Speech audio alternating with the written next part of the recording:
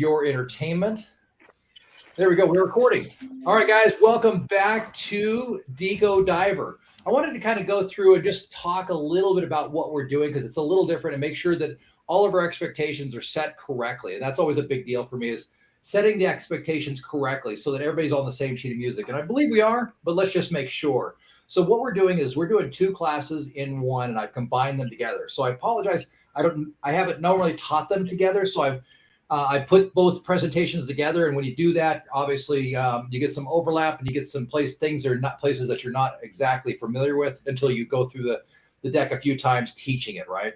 So what we're teaching is Deco Diver, and what Deco Diver is it gets you to 40 meters, 133 feet, with a Deco blend of up to 40%, and it also gets you the ability to do up to 5 minutes of Deco on that.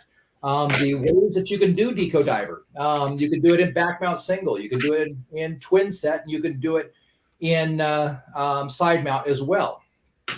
So that's the first half of it. But in order to get to our second half, which is extended range, you have to do Deco Diver, period. You can't skip go on this one. You cannot pass without, because it gives you some of the basics of it. But there's nothing in the manual that says they can't be taught together. I checked and I rechecked just to make sure. So they can be taught together. It just means that we need to make sure we get all the dives and all the skills for both, which good news is they all overlap. So that makes it even easier.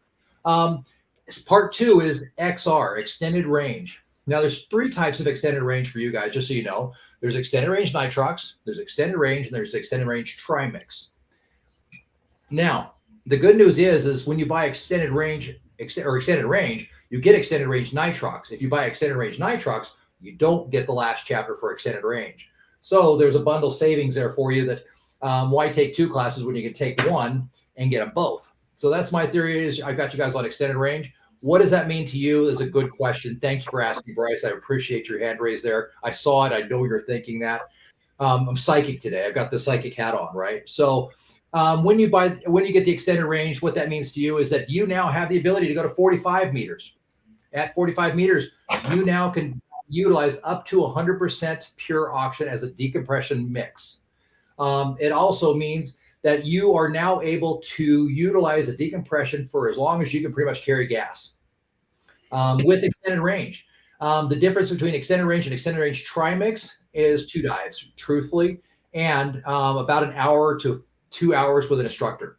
No instructor worth his salt that's taking somebody from extended range to extended range trimix will let you say, I'm an extended range diver. I just want to get the dives in for extended range trimix and to let you hop on the boat with some trimix and let you jump in the water. If they are anywhere in the realm of understanding that insurance is real for a reason, they will not let you do that. I promise you. If they do, and they say, sure, come on down, run like hell.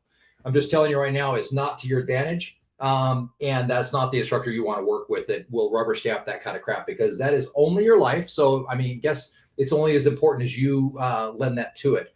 Good news is with this class, I'm going to take you guys right to the edge of trimix. And I'm going to give you all the understanding and basic principles thereof of trimix without actually going into trimix.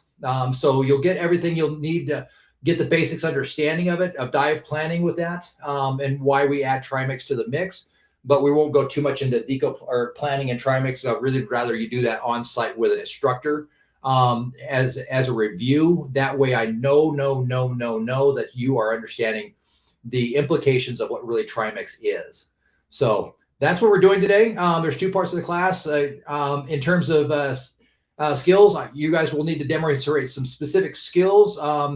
Underwater, there's going to be 6 total dives that we will need to accomplish. I will accomplish them in a reverse profile for you. So that's a little bit of excitement for you guys.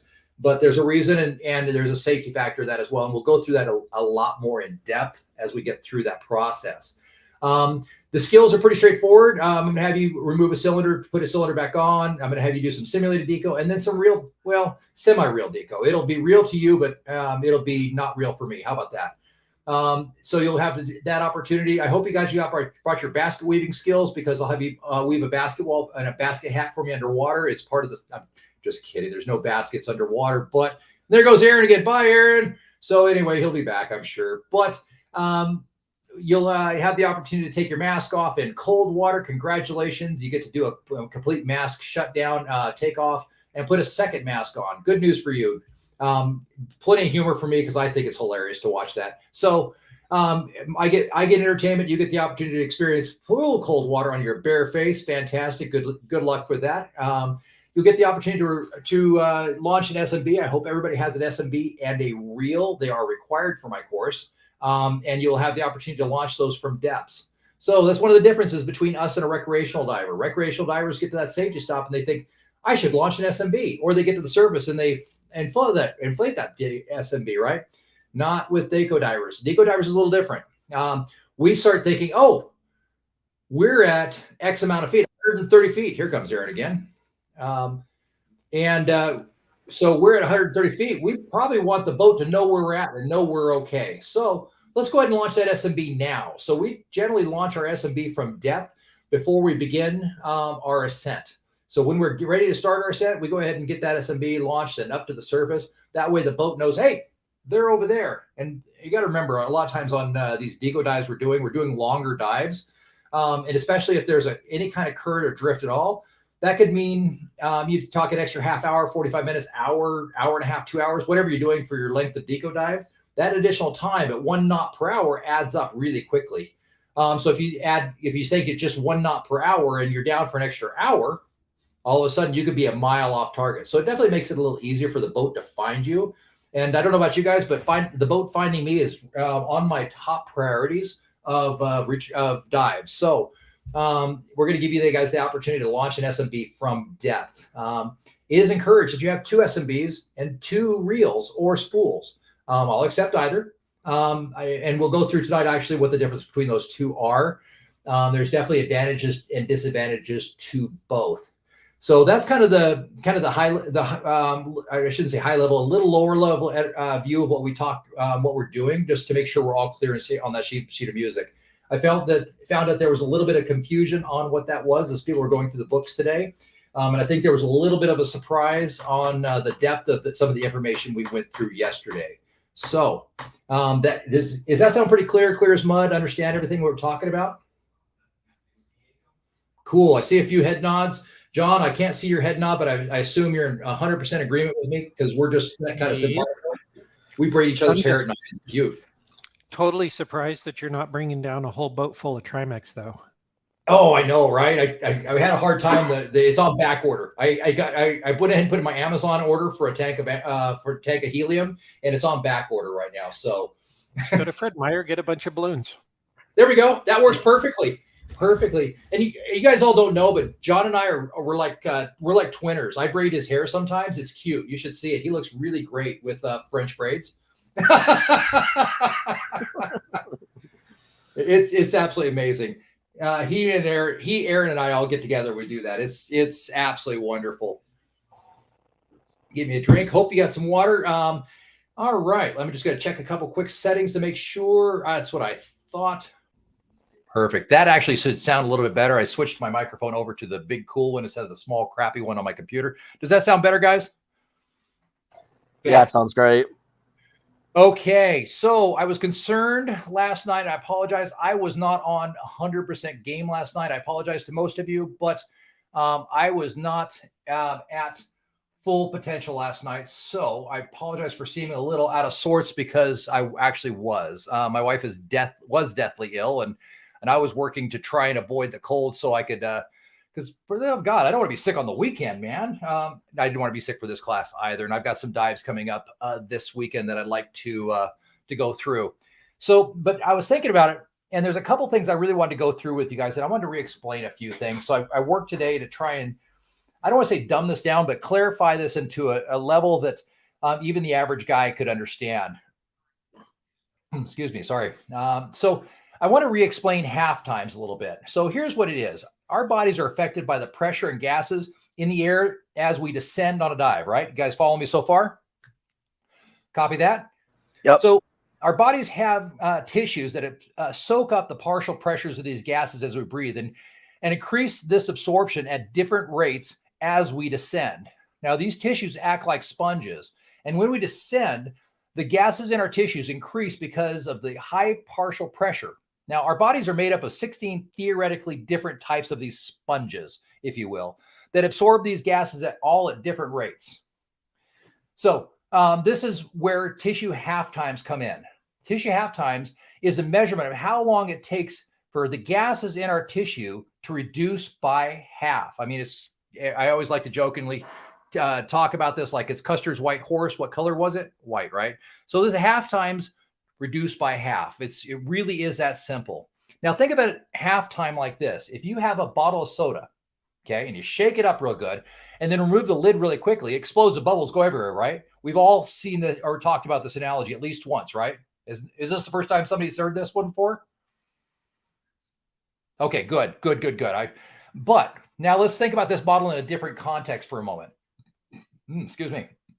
If you have the same bottle of soda and you drink half of it, there's less effect when you shake it up and remove the cap quickly, right? Does that make sense?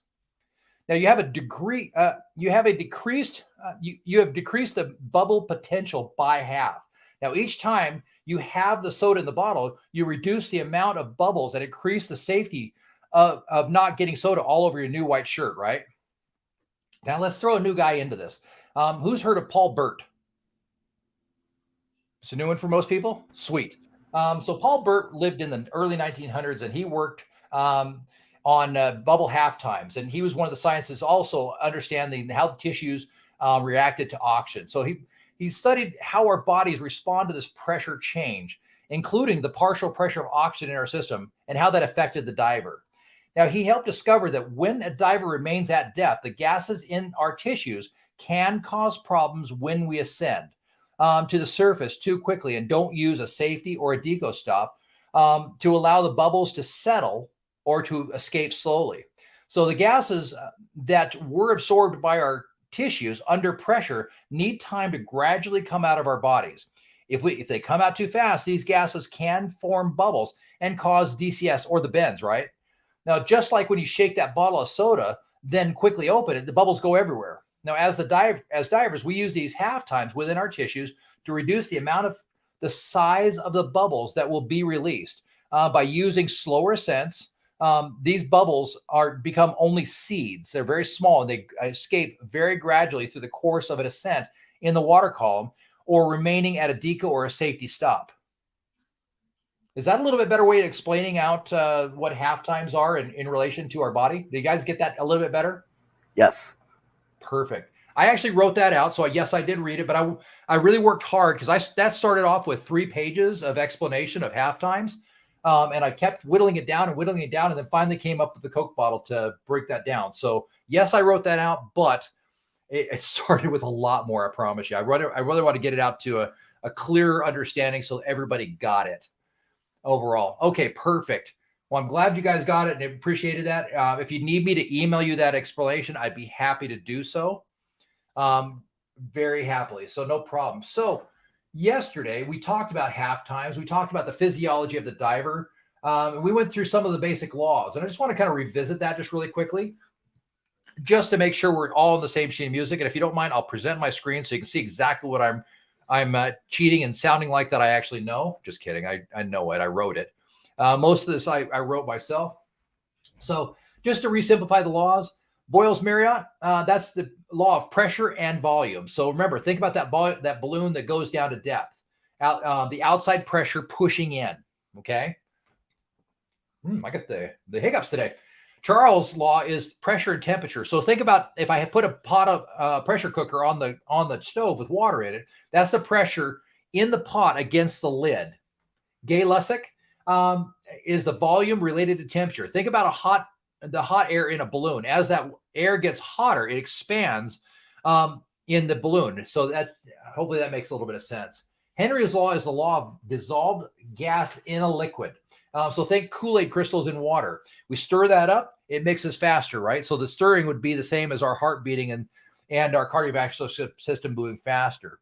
Now, the more we mix, the more mix we put in it, the more concentrated it becomes. So as we go deeper and we get that thicker partial pressure, that it's going to absorb more partial pressure into the mix, right? Now, a side note, just remember with Henry, this is important, is that as the mixture gets colder, the crystals get denser. As things get denser, they can fit through smaller holes more easily. Think about it like that. So when your blood gets colder, or the gas is colder, or both, like in a cold water dive, which a lot of us do, the partial pressure of nitrogen will absorb into our tissues a lot more quickly. And then finally, Dalton, our best Dalton from Roadhouse, she told us that, I'm just kidding, it's not Dalton from Roadhouse, but she told us that when we have a mix of different types of gases like air, each gas pushes on things around it with its own strength. The total pressure exerted by a mix of gases is equal to the sum. So basically, she's trying to tell you that 1 + 1 = 2. Simple enough? And here's how we apply them very simply. There's other ways to absolutely apply them, but this is the way I like to express them, is that Boyle-Marriott, we're going to use his law to help us understand how much gas is in our tank during a dive. Just that simple. Charles' law is going to help us understand what happens when we're filling that tank at the shop, and what if we fill it up really quickly. Anybody filled a steel tank and seen how hot that gets really quickly? Absolutely. Yes. I know you have, Bryce. So that's Charles' law that we're dealing with. As the tank gets hot, it needs to cool down so that tank pressure will come back down, right? Gay-Lussac, that's the effect of temperature around us when we dive. So think about it. We take that nice warm tank, we throw it on our back, we jump in the cold lake. What happens? Bryce, what happens? The pressure starts dropping. Absolutely. Now, a fun little tidbit of fact. I have dove at Camping World Hot Springs, Belmont Hot Springs, and I've left my 117 steel tank in the back and let it get nice and cold in November, December, January, where it's literally probably like 5 degrees below zero air temp. That tank gets nice and cold. I can put my computer on and dive it in Belmont for the first 5 minutes and actually have a negative sac rate. I can actually start the dive with 2,600 PSI and end the dive with 2,700 PSI after 5 or 6 minutes. So fun, just a little bit of physics fun for you for the day. Now, as we go down through this process, Henry's law is the law of perfusion and diffusion of nitrogen in our body. That's that Coke bottle, right? Now, and then finally, Dalton helps us determine the best blend of the mix of the gases. It's really all we're talking about. Simple enough. We also talked a little bit about Dalton's law in practical application, and we talked about the formula for how we figure out the best blend of nitrogen or nitrox overall. We also figure out our max operating depth, which we all should know max operating depth and how to figure that out. The good news is max operating depth is just the reverse algebra of best mix. They're basically the same formula, just substituted different places. So nice and simple stuff. Just to review, we talked a little bit about absorption of gases. We talked about gradients. Just a quick review. Dustin, what does the first number of a gradient factor represent? In its simplest terms. Where you're stopping first. Exactly. That's your deco stop. Absolutely. The first depth of the first stop. It's really that easy. And Dave, what's the second number in our gradient stop represent? Time. When? Where? How? Let's see. How long? It's the time to get to. I just lost what I was going to say, but it has to do with the M value. So the second number is the length of the last stop. Yep, there you go. So first number is the first stop. Second number is the last stop. So we figure these out by remembering that the gradient factor, first number, for example, 50 is the depth what the computer is going to stop us based on the algorithm of how much our sponge has got absorbed. When it gets to 50%, the computer says, whoa, stop, dude, stop. You're at 50%. If that's our gradient factor. If we use a 20, when it gets to 20, right? And as John was so awesome to point out for us yesterday, by the controlling tissue compartment. That's absolutely correct overall. So whichever tissue compartment is at that highest point that hits 50%, because on a dive, it's not always going to be the slowest tissue or the fastest tissue or the middle tissue. It depends on where we're at the dive, how deep we're diving. There's a lot of factors involved in that. Simple fact, it's just going to hit by the controlling, by the one it says, whoa, that one's too high. We need to let some gas out of that one. So that's what it's doing. Simple enough. Okay. So it tells us that it's going to stop us at that first point, and then it's going to use a gradual gradation to take us to the surface to the point where we get to that second gradient number. And it's going to keep us in the water until we've gone at or below that second gradient number. Now, Ivan, safety stops or no safety stops? To safety stop or to not safety stop? That is the question. Well, not mandatory, but always suggested. Always suggested. And then finally, Aaron, maybe you can give me a little bit of explanation about a body decompression and why.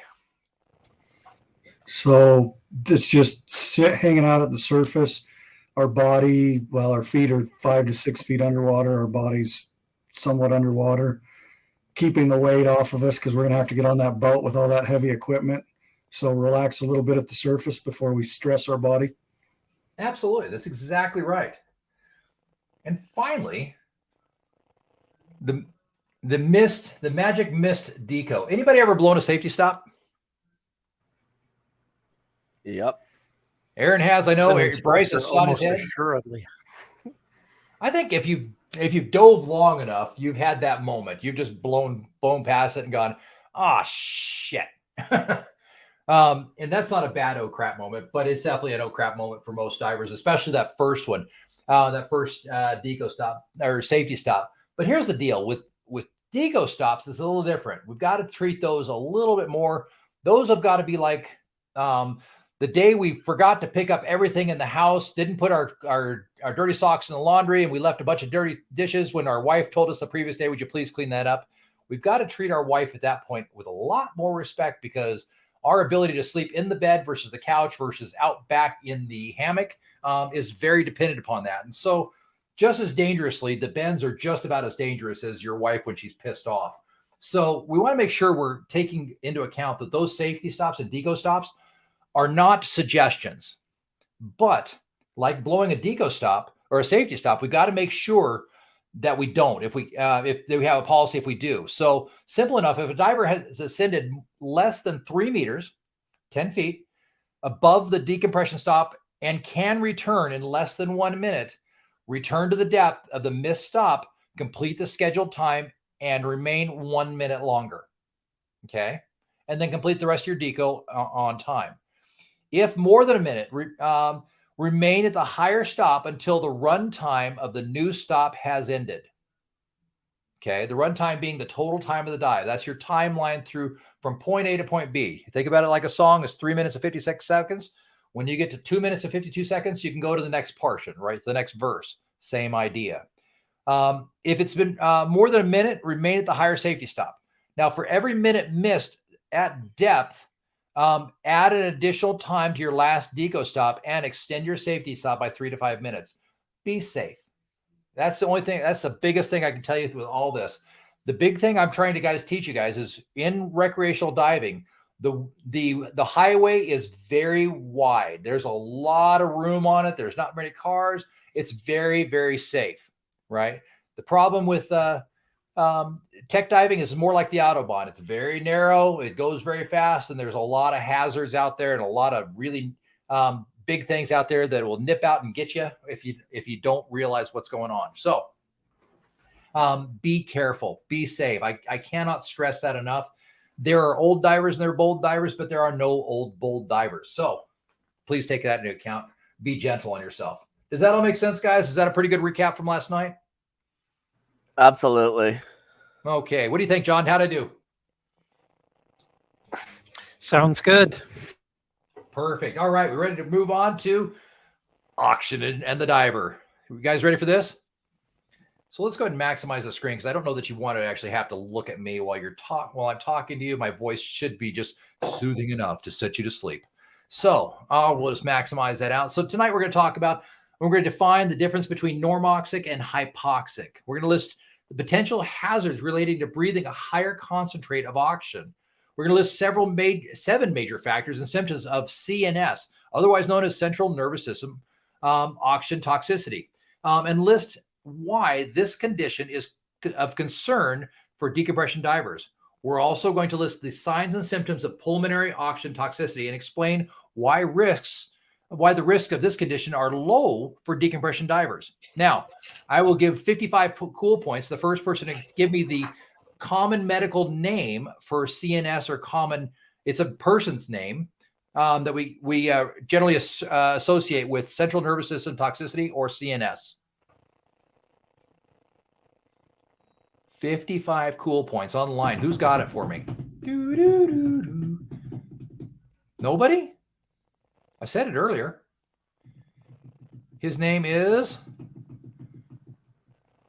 Paul Burt. Paul Burt is our magic question for the day. Nobody got that, so we'll have to go to the $500 Jeopardy question. The other one is the Lorraine Smith effect. So these are two separate scientists that study these. And it's interesting that CNS was actually originally identified by Paul Burt back in the early 1900s, about the same time Lorraine Smith was doing her POT studies as well. But it's interesting that not only did he discover and he'd start doing the research for half times of cell tissues, but he also was able to discover and determine the common issues and the problems with central nervous system toxicity with high pressure oxygen. So there's your useless information for the day. Do that with what you will.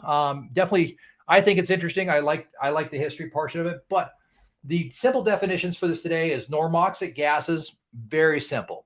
Having a normal oxygen concentration, typically 20-21%, or in the atmosphere, describing a breathing gas that contains 21% oxygen. Now, magically enough, we probably need to add to that. Dave, I live at 5,000 foot elevation. Are we breathing 21%? No. Really? Why not? The pressure. The higher you go up, less pressure you have. So less pressure. Yep. Absolutely. So yes and no. So it still equals out to a 21% pressure, but in the total molecule, it's at where we're at, it's considered to be 18%. So is that normoxic?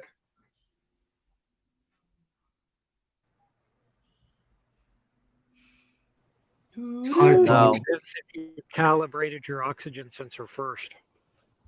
Exactly. So it's normoxic for the area.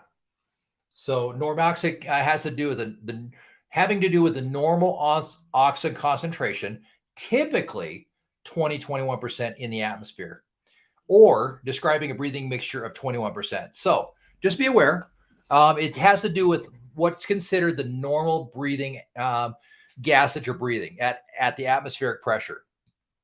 As we go to Yellowstone, who's coming to Yellowstone with me this year? Anybody? Yeah, I'm going to come for sure. I'd like to. Yep. Dave, Dustin. Me. We should be there. Hopefully. Maybe. Okay, I'll take a maybe. Ivan, I think you said you might come with the family. So Yeah, I should. Yep. It's freaking awesome. But here's the thing to be aware of. We're at 7,600 foot elevation. So literally we're at 0.76, 0.74, depending upon the day and how Yellowstone's feeling that day. I often feel Yellowstone as much. Anybody watch that island movie with the castaways where they've crashed in the plane and the island has mysterious things? I can't remember the name of the movie. What was the name of that show? You guys know what I'm talking about? Not Jurassic Lost. Park. No. Lost. Sitcom.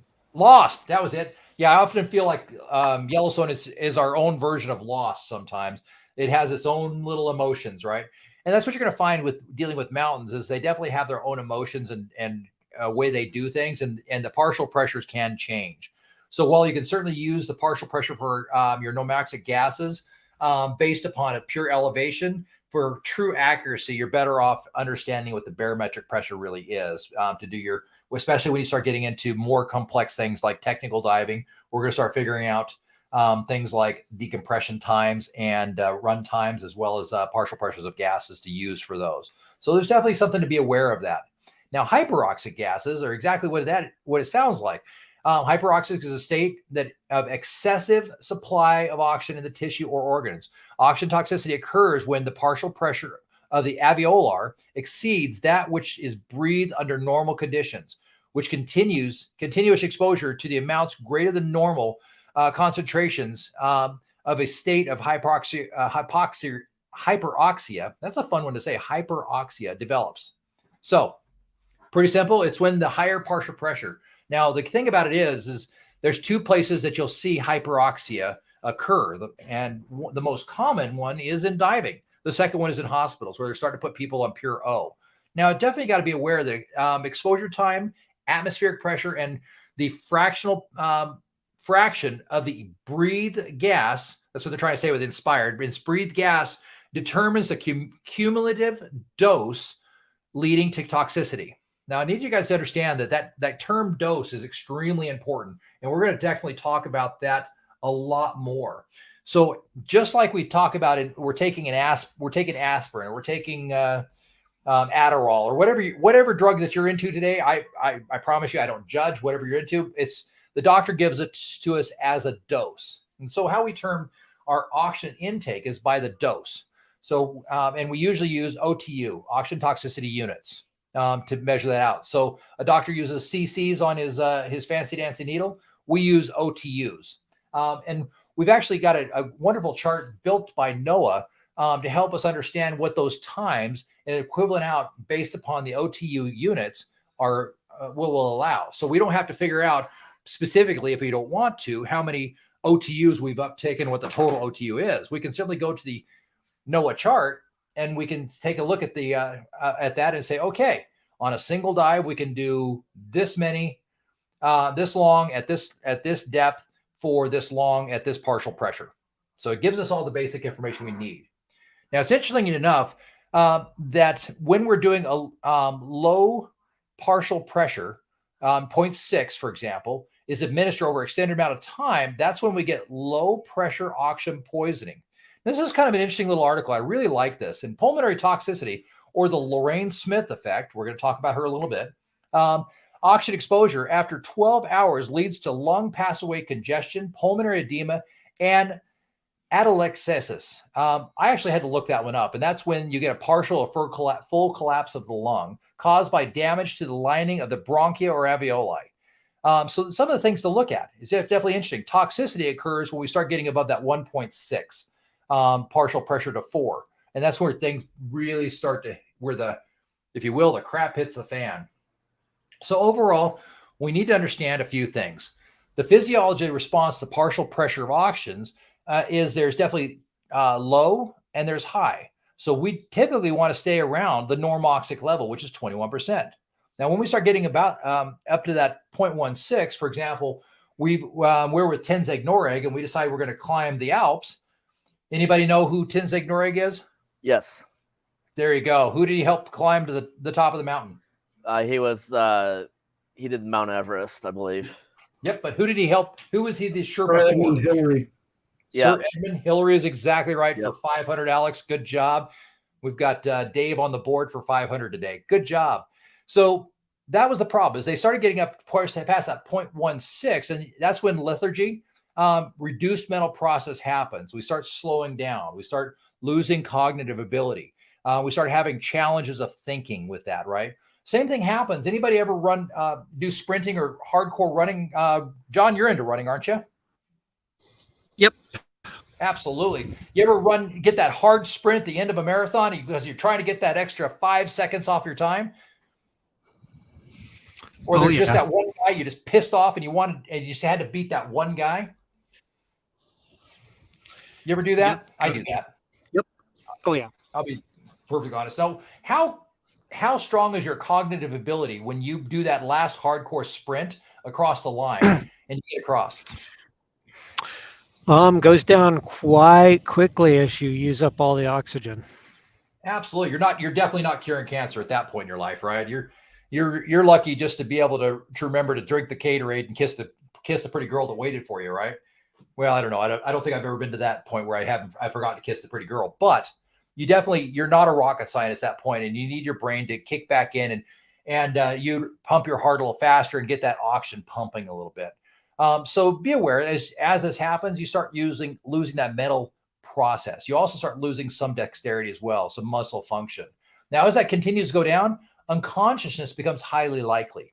I can tell you from personal experience, I had an opportunity to do a course called NATOPS when I was in the Marine Corps. And NATOPS stands for Naval Aviation Training Operations and Procedures. And for the love of God, I don't know why I remember that and can't remember my wife's phone number, but I do. But the idea was they put us all in this pressure chamber, and they videotaped us, and they had a corpsman in there with us to make sure, because we were all, rocket scientist Marines, of course. And the idea was we had an oxygen mask around our neck, and we had a little table in front of us, and we all were given a skill, and they videotaped this. And they said, when you start feeling reduced mental process, dizzy, vertigo, narrowing of vision, all the signs and symptoms you expect, we want you to reach down, grab that oxygen mask, and put it over top of your face and breathe in deeply. Anybody want to take a guess, out of the 10 Marines sitting in that chamber, how many actually took the time to put the oxygen mask around their face? None of them. 0. Absolutely zero. Absolutely not one of us. We're all that big of idiots. But here's the thing: is I can tell you from the point my skill was to name the card that I was looking at. 2 of diamonds, 3 of spades, 4 of clubs, so on and so on. Look at it, say the card out loud to the video camera, set it down. That was all I had to do. I don't remember the time when I stopped being able to communicate that, and the time where the corpsman was in front of me with pushing me back, trying to talk to me very loudly, of course, and holding that oxygen mask over my face. I have no recollection of that whatsoever. I remember feeling like something was happening, but not having any ability to do anything about it. Interestingly enough, I just watched a video of Jill Heinrich doing this with her husband back in the early 90s on a CCR unit. And he said the same thing. As they pulled his partial pressure down, they got him down to 0.11. They noticed his eyes rolled back in his head. They pushed him back. They pulled the tube out. They put him on oxygen, and they talked to him and said, "Hey, why didn't you do anything?" And he says, it was like being I think he said something to the fact that it's like being out of an out-of-body experience. I didn't have the ability to change or do anything. I could see everything passing, but I didn't have that mental state. I'd gone to 0.16, reduced mental process. I'd gotten to a strong reduced mental process. And finally, I went to the point where I passed out. So be aware. You've got to be very, very hyper vigilant on this kind of stuff to make sure that as you start feeling that kind of stuff, that you're able to respond correctly. Now, by the way, in the Jill Heinrich video, they start at the very beginning. Do not try this. You will die. So I think any video that starts with "do not try this, you will die" is one that I absolutely have to watch and save. So I've got it saved somewhere. But look it up on her Jill Heinrich channel, the effects of low partial pressure of oxygen. It's definitely worth watching. Now, in my case, when I was in the hyperchamber, what happened is when I went back to watch the video, here's what happened: is I got to one card, and that's the only card I saw from that point out. And I would go 2 of spades, 2 of spades, 2 of spades. They weren't the 2 of spades, but that's my brain. Your brain locks into that in the last key. So that's what it looks like and kind of feels like. So just kind of a quick heads up. Finally, when we get down to that 0.10, that's the minimum partial pressure of oxygen required to sustain life. Anything less than that, you die. So dying is bad in scuba. At least that's what I've heard. I haven't talked to anybody that's been able to confirm or deny that yet. But come on, that was funny. Work with me, guys. Work with me. Yeah, absolutely. So overall, oxygen toxicity. Oxygen toxicity, CNS oxygen toxicity, is generally considered the Paul Bert effect. Now, the definition of CNS oxygen toxicity is very simple. It's when we start getting into the nervous system of problems. We're breathing too high a partial pressure for too long, and we start creating nervous system symptoms. Now, managing the risks and the signs and symptoms. Simple enough. As we get to this point, we start getting tremors. We start having basic problems, neurological issues. And this is when we breathe a high partial pressure for too long. Now, it's most common in divers, period. Now, pulmonary oxygen toxicity is far less common in divers and far more common in hospitals. And it's generally considered the Lorraine-Smith effect. And simply enough, it's when you breathe a lower partial pressure, something lower than 1.6, but higher than 0.6 of partial pressure of oxygen. That's when we start getting into the pulmonary portion. And just like you might think, the pulmonary is the breathing system, right? So as we're breathing in, we start having problems, coughing, phlegm, water in the lungs, hard time breathing, tightness in the chest, pulmonary issues. Does everybody kind of get the idea between what the difference between the nervous system and the pulmonary system is? Who's got questions on that? So all of this overall really helps define out what kind of gas we're going to select for diving, because this gets to be, as you might expect, pretty darn important. So overall, oxygen toxicity, I found this, I love this article. I went ahead, I just want to read it to you because I found this this morning in my morning reading. Yes, this is what I read in the morning when I wake up. Other people read cool stuff. I read stuff about oxygen toxicity. Yes, I get it. It's weird. And then I called Donnie and I talked to Donnie about oxygen toxicity because I'm really excited about oxygen toxicity. It's cool. It's neat. Look at this cool article. Donnie's like, yeah, I can't believe he called me at freaking 5 o'clock in the morning to talk about toxicity, man. I was sleeping. My girlfriend was like, what the hell? And who the hell is that? I didn't call her at 5 a.m. But I thought this was a cool article and I really wanted to share this with you guys. So the exposure time, atmospheric pressure, and fraction of breathed O2 determine the cumulative O2 dose that lead to toxicity. Now, oxygen is toxic to the lungs when the partial pressure is greater than 0.6 is administered over the extended period of time, 24 hours. Now, this type of exposure is referred to as low pressure O2 poisoning or pulmonary toxicity, or the Lorraine-Smith effect. Now, oxygen exposure after approximately 12 hours leads to lung passageway congestion, pulmonary edema, partial or complete collapse of the lungs caused by the damage to the lining of the bronchia and alveoli. The formation of fluid in the lungs causes a feeling of shortness of breath, combined with the burning of the throat and chest, and breathing becomes very painful. The reason for this effect in the lungs, but not other tissues, is that the air spaces in the lungs are directly exposed to the O2 pressure. Here's where it gets crazy interesting and game changer, right, for us. This is the eye-opening moment for me this morning. Was oxygen is delivered to the other parts of body tissues at almost a normal partial pressure of oxygen because of the hemoglobin O2 buffer system.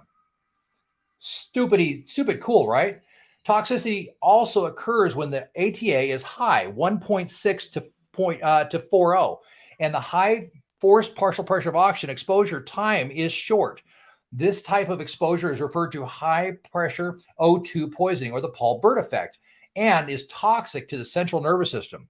Central nervous system toxicity results in seizures followed by coma in most people within 30 to 60 minutes. Seizures often occur without warning and are likely to be lethal. Other symptoms include nausea, muscle twitches, dizziness, disturbance of vision, irritability, distortion. Oceanic divers are most to experience CNS toxicity. Now, what do you guys think? I thought that was pretty freaking cool. That when it starts talking about the hemoglobin O2 barrier. Does that make sense to everybody, or am I the only one that was like, whoa, what? No, that makes a lot of sense. I just blew me away when I read that about, and it made perfect sense. I never quite understood why nitrogen becomes such a big problem, but oxygen wasn't. I just thought it was because of the solubility of the oxygen, but it turns out there's other factors involved that make it pretty interesting. Now, isn't that the reason why, like, Dewey program at 100 feet, they want you on helium is to reduce the nitrogen? Absolutely. So GUI Tech 1 and Tech 2 are much longer courses in Tech, and they absolutely start you on trimix at 100 feet. So they introduced trimix in Tech 1 as part of that, and their ceiling for Tech 1 is 100 feet. So just be aware, as we start talking about Tech, everybody talks about Tech and they think that technical diving means that I'm going to go out and I'm going to do a 300-foot dive for 4 hours. Certainly that is part of Tech, but that's not all of Tech. Tech can be very simple, 80-foot dive at the river for an hour on air. That's absolutely a technical dive. I will, in 81 minutes or 80 minutes at 80 feet in the river on air, you will absolutely blow past the NDL and you will head into the technical range where you are forced to do a decompression stop. Now, it's one of the things I want you guys to be very aware of is once you start slapping on that second tank, and we're going to talk about this a little bit later on, is that breaking the NDL becomes very easy. So in terms of tank selection, that's one of the things to be aware of. The bigger the tank, the more gas. The more gas, the more trouble you can get in. It's kind of like putting a winch on a truck. Doesn't mean you can get out of stuff. It just means you're going to get a lot farther back in when you do get stuck. Fair enough. Anybody got a winch on their truck other than me? John, you're a truck driver. I do not have a winch. I don't go where I get stuck. But I think you get the idea of what I'm talking about. The guys with winches, they just get farther back before they get stuck. That's all. So same thing with having a. Go ahead. Four-wheel drive in the winter. It doesn't mean that you can drive safer. It just means that you can accelerate better and turn better, but you still stop the same as everybody else. Absolutely. And it means that you'll get deeper in the forest when you get stuck because you're braver than the guy with the two-wheel drive. So that's what it pretty much a bigger tank or more tanks really mean, is that you're going to get farther out there before you get in trouble. And when trouble occurs, it's going to be bigger trouble than what you'd typically deal with just diving a single tank within the NDL. So the trouble that you guys can get into, I've taken you guys as 16-year-olds and I've given you a brand new Corvette and a 6-pack of beer. So please drive responsibly. Sounds fantastic. And be safe. So no 16-year-old should ever get a Z06 Corvette ever. I think that's a very, very bad idea for anybody, but that's just my personal opinion. But that's a lot like tech diving. You take these new tech divers and I'm going to go do the 200-foot wreck and I'm going to penetrate it. And no, that's not what it means. It means I'm taking you to the next level of understanding. Before you do a big dive, I need you guys to understand that you should do a lot of littler dives and build up to it. Don't start out with the Lady Luck for 2 hours. That's not a good start, right? Start out with Lady Luck for 30 minutes. Move your way to Lady Luck for 45 minutes. Move your way to Lady Luck for an hour. And step yourself into this process and become more familiar with your gear so that each step of the process, you're more prepared for that overall. Anybody see the video I played of Mike Young from Kiss Rebreathers? Yeah, that was really funny. I love that video. For those of you who didn't see it, he basically says he's had a lot of close calls. You don't suddenly become a cave diver overnight. I love that. He said you get it gradually and slowly over time, and you learn a few new skills at a time. And this guy does deep, big cave dives. I mean, big cave dives. 800-foot cave dives kind of deal with 4,000 feet of penetration. He does some crazy shit. He's an amazing guy. But he says you don't do this overnight. You don't start at the 800-foot cave. You start at the 100-foot, and then you work to 110. So let yourselves be kind to yourselves. Build yourself up to these big dives. And he said when he did get in trouble, he had great advice. He said, I had to force myself to stop doing everything. Think about my process and not make one more move that didn't have an actual purpose. There was two pieces that 60-second clip that I thought were absolutely fantastic. If you haven't watched it, I encourage you to go watch it because he is like a freaking Midland farmer from Idaho. Well, I was driving along doing the crops one day and I decided, I wonder what's in Africa. So I went to Africa. He is absolutely amazing. So I love talking to Mike Young of Chris Rebreather. He's like my personal hero at this point. Just Forrest Gump meets Indiana Jones meets a Midland farmer, right? So, or a Jerome farmer. But a genius wrapped in there too. Oh, he's a genius too. He's stupid smart. Yeah. Absolutely. So neat guy. But anyway, I'll post that interview soon. I'm just trying to figure out when to post it. So anyway, that's the thing I want you guys to realize through this process, that I'm trying to give you guys take the training wheels off your bicycles, but it doesn't mean you're ready to ride the Tour de France, right? Build up to it. Take your time. Be kind to yourselves. So is that one of the reasons why you're tightening the reins, as you say, around me, where I want to go see some of those deep wrecks, and you're like, let's do some baby steps first? Absolutely. Be in the moment. Enjoy this dive one at a time, and get the skills that you need to be safe. I would much rather slow you guys down if I need to, and have you take time and be kind to yourself and be able to understand and control the skills that you need to be able to be successful. the last thing I want to see from any of you, and I love that I'm recording this, is I don't want to see any of you being unsafe. And the only way you're going to do that is take this information, apply it to the dives you're doing right now, and then build upon that and then build the skills from that. The other thing I wanted you guys to take away from this as well, that all these skills are perishable. They do, if you do not use them, they will go away.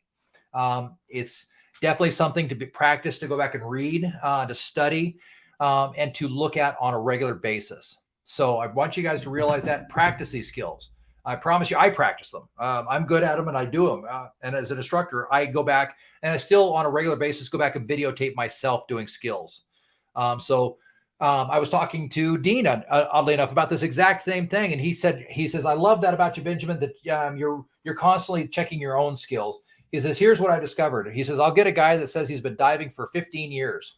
And he says, the problem about that is the guy that's diving 15 years, if he's off 2 degrees every year, at the end of the process, he's off 30 degrees. But the problem is it was such a gradual change in his trim by 2 degrees that now he's all of a sudden 30 degrees off and he looks like shit, but he's comfortable as hell doing it.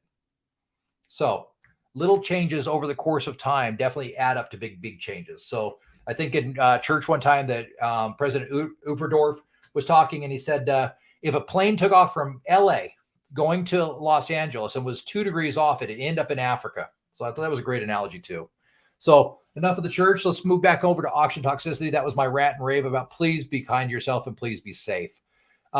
Central auction, the Paul Burt effect is CNS, oxygen toxicity. Here's where it looks at. It's nervous system things that happen. So in the nervous system, we start looking at the eyes, visual field loss, nearsightedness, cataract formation, bleeding, fibrosis, muscle twitching, jerkiness, irritation, coughing can occur, seizures. Okay. Be aware. Shortness of breath. Those are all things that can happen in the central nervous system that can cause problem. And we need to make sure we're watching these kind of things on a regular basis. I'm going to teach you guys to use a partial pressure of oxygen for long periods of time. And so it's up to you guys to realize that there's only so far you can go with this. And we need to be aware of that. So pulmonary oxygen toxicity happens in the pulmonary system, the breathing system. And now we definitely need to be aware that we've got to limit the bottom phase and make sure we're there's a limit to decompression as well. Now be aware, we have a couple options, and these options are based upon your dive plan. Because remember, we always want to plan our dive and dive our plan, that we can choose within that dynamic to do an accelerated decompression or a standard decompression. Now, Donnie, why would I choose, where it would be appropriate to choose an accelerated decompression versus just a standard decompression? What do you think? I'm not exactly sure, Ben. However, I would guess that might have something to do with emergency situations or very strict dive plans for maybe like rescue attempts or such. Okay. I see where you're going. Dave, you want to take a stab at this one? Yeah. I would do accelerated decompression when I'm coming off a wreck and I'm in the middle of the ocean. I want to get back on the boat. Okay. I think John wanted to chime in on this one. I was going to say, if I can plan it, I'll probably plan accelerated decompression. If something's happened to throw me into deco and I'm doing like deco on the fly, I'll probably compute standard decompression while I'm trying to figure out how to get back safely. Okay. You guys are kind of circling around it, and those are great attempts. Absolutely. And I appreciate that. So here's where you really want to consider whether I'm going to do accelerated decompression versus a standard decompression. It's going to be all based upon my oxygen exposure. If I have enough time in my OT units, the amount of time that I'm allowing myself to be exposed to high partial pressures of oxygen, and I've got extra time left over, I'm absolutely going to do an accelerated decompression. It's going to shorten the time. I'm not running into any danger. But if I get to the point where I'm running out of OTU units that I can do for this dive, then I'm going to move over to standard decompression, because that's going to lengthen out the amount of time that I'm able to use, right? So it's going to slow down my OTU units uptake of the dose, if you will, of time that I'm going to do. So that's really one of the things I want to consider. The other things to consider in that as well is thermal protection and whether I can stay at a position for that period of time. So if I'm doing, for example, I'm doing a really cold dive, I'm doing a cave in Iceland. I know some people that did a cave in Iceland. They did a 4-hour dive in Iceland, right? Do you really want to stay at a decompression point for 3 hours when you can stay there for 2 hours? Simple question. Nope. Nope, absolutely. We start running into problems. Our batteries are only going to last so long for our suit heaters. It's just not comfortable. Who wants to stay in 32-degree water if I'm not seeing anything? If I'm seeing my buddy's face for 2 or 3 hours, I'm going to choose 2 hours, because looking at Bryce in the face 10 inches away for 2 hours or 3 hours, I'm going to choose 2 hours, 7 days a week, twice on Sunday, right? So some of the factors, the safety factor of it, the overall, and then obviously as I look at the amount of OT units that I'm going to uptake as well. So those are some of the determining factors that will determine whether I'm going to go to accelerated decompression or standard decompression. And absolutely, there's certainly an argument to be made for an accelerated decompression based upon an emergency situation. I've got to get to the surface. Can I do an accelerated decompression at that? So do I start my deco mix below the 1.4, or do I start it at the 1.6? Make sense? So Donnie, that probably answers your question a little bit better than when we were taking science of diving. I wasn't prepared to go to the depth of why we use 1.6 versus 1.4 and how that might apply when we were just talking science of diving. You can absolutely use 1.6, but you have to base it upon your availability of oxygen toxicity units that you have available to you. Absolutely. But you also have to base it upon, you can absolutely deco at 1.6. Absolutely. 7 days a week, twice on Sunday, as long as you have the oxygen units available to you. Remember, you can't spend money if you don't have in your checking account. Fair enough? Would that be like the units? Would that be like the minutes? I'm sorry, say that again? The units, that would be like the time that you can be exposed to the 1.6. Exactly. Right? Exactly. So you eat up a 1.6 obligation will cost your bank account more than a 1.4 obligation, and it's substantially more. It eats it up a lot faster than that. So obviously eating at Ruth Chris Steakhouse is a lot more expensive, the 1.6, than it is to go to Arby's and eat their roast beef sandwich, right? Right. So think about the cost of things involved. And so that's what we're starting to get to, is we're starting to look at is the juice worth the squeeze, is what my dad would say.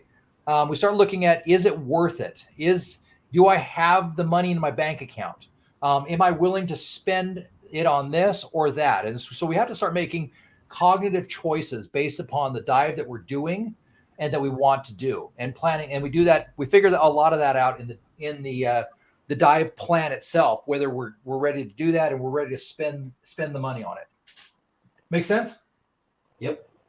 Absolutely.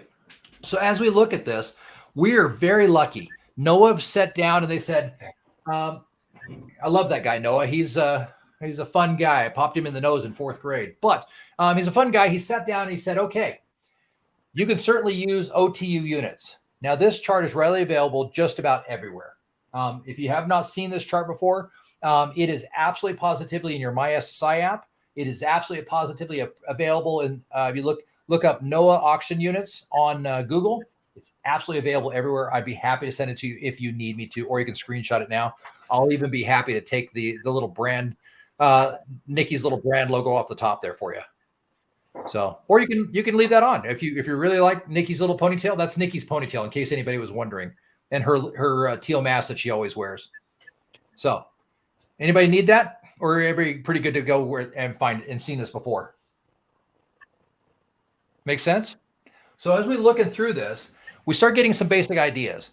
We know that if we're setting our set point and we're doing a dive and we're going to stay at 1.1, that means on a single dive, we've got 240 minutes available to us. Does that make sense? Yep.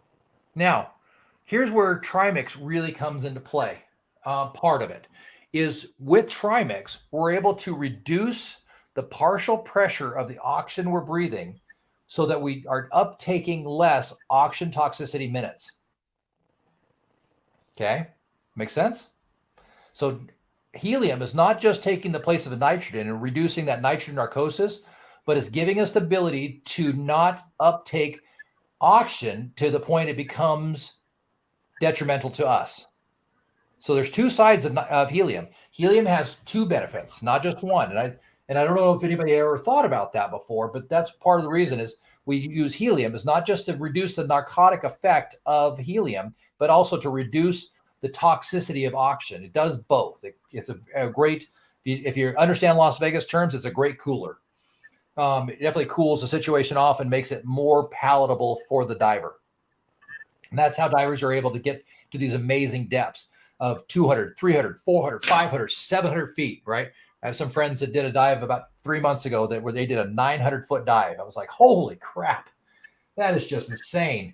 Absolutely. And there's a great video online somewhere. A couple of guys that they were on the rescue team for the tie divers. They did an 804-foot dive in a cave in New Zealand. It was great.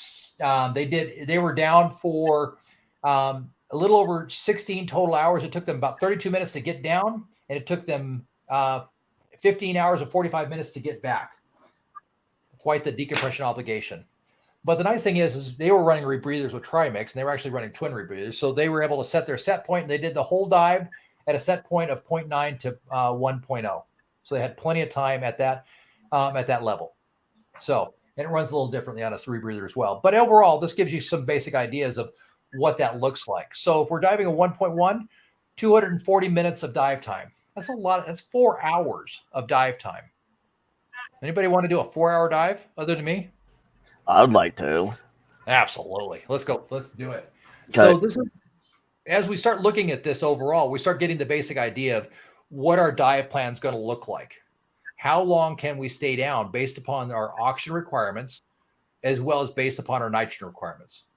What does that look like based upon, and when I say our nitrogen requirements, I'm talking specifically on the uptake of nitrogen when it comes to decompression obligation.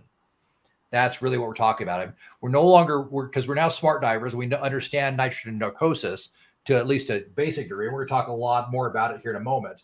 But now we're starting to get a better understanding that nitrogen is a lot of times the precluding factor to a dive. So the more nitrogen we uptake, the more nitrogen has to come out. The longer that nitrogen takes to come out, the longer we're going to be underwater, the longer our decompression obligation is going to last. Does that make sense? Yep. Awesome. You guys are rock stars. I appreciate y'all. Okay.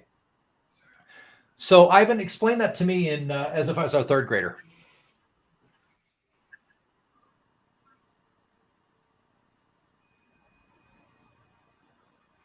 Ivan.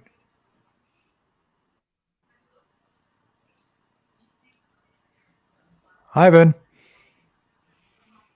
Well, Ivan's apparently not here, so we're going to go and get mark his score down by 10%, and we'll go ahead and move that over to Dave. Explain that to me like I'm a fourth grader. Yeah, so you have different levels of partial pressure. Each level, you're allowed to have a certain amount of time for a single exposure and a 24-hour period. Easy enough. It's pretty straightforward stuff. It makes perfect sense, doesn't it? Yep. Perfect. All right, let's go to my next slide here. So the effects of oxygen on a diver. We talked about hypoxia, anoxia, low oxygen. We talked about that absolutely. Physiological types of hypoxia, symptoms of hypoxia, prevention of hypoxia. We've talked about all this already. And so if you guys don't mind, I'm going to move to the next slide so we don't have to beat that dead horse. So let's jump into CNS for a little bit, and we'll start with the Lorraine Smith effects. Now, Lorraine Smith, and I'm going to add this at the top. She dealt with which type of oxygen toxicity? Dustin, which one was Lorraine? CNS, no. Nope. Pulmonary. God bless spell check. I'm just going to say that right now. That has been the best thing I've ever seen in my entire life. Let's see. Give me 1 second to do some math here. Just 1 second.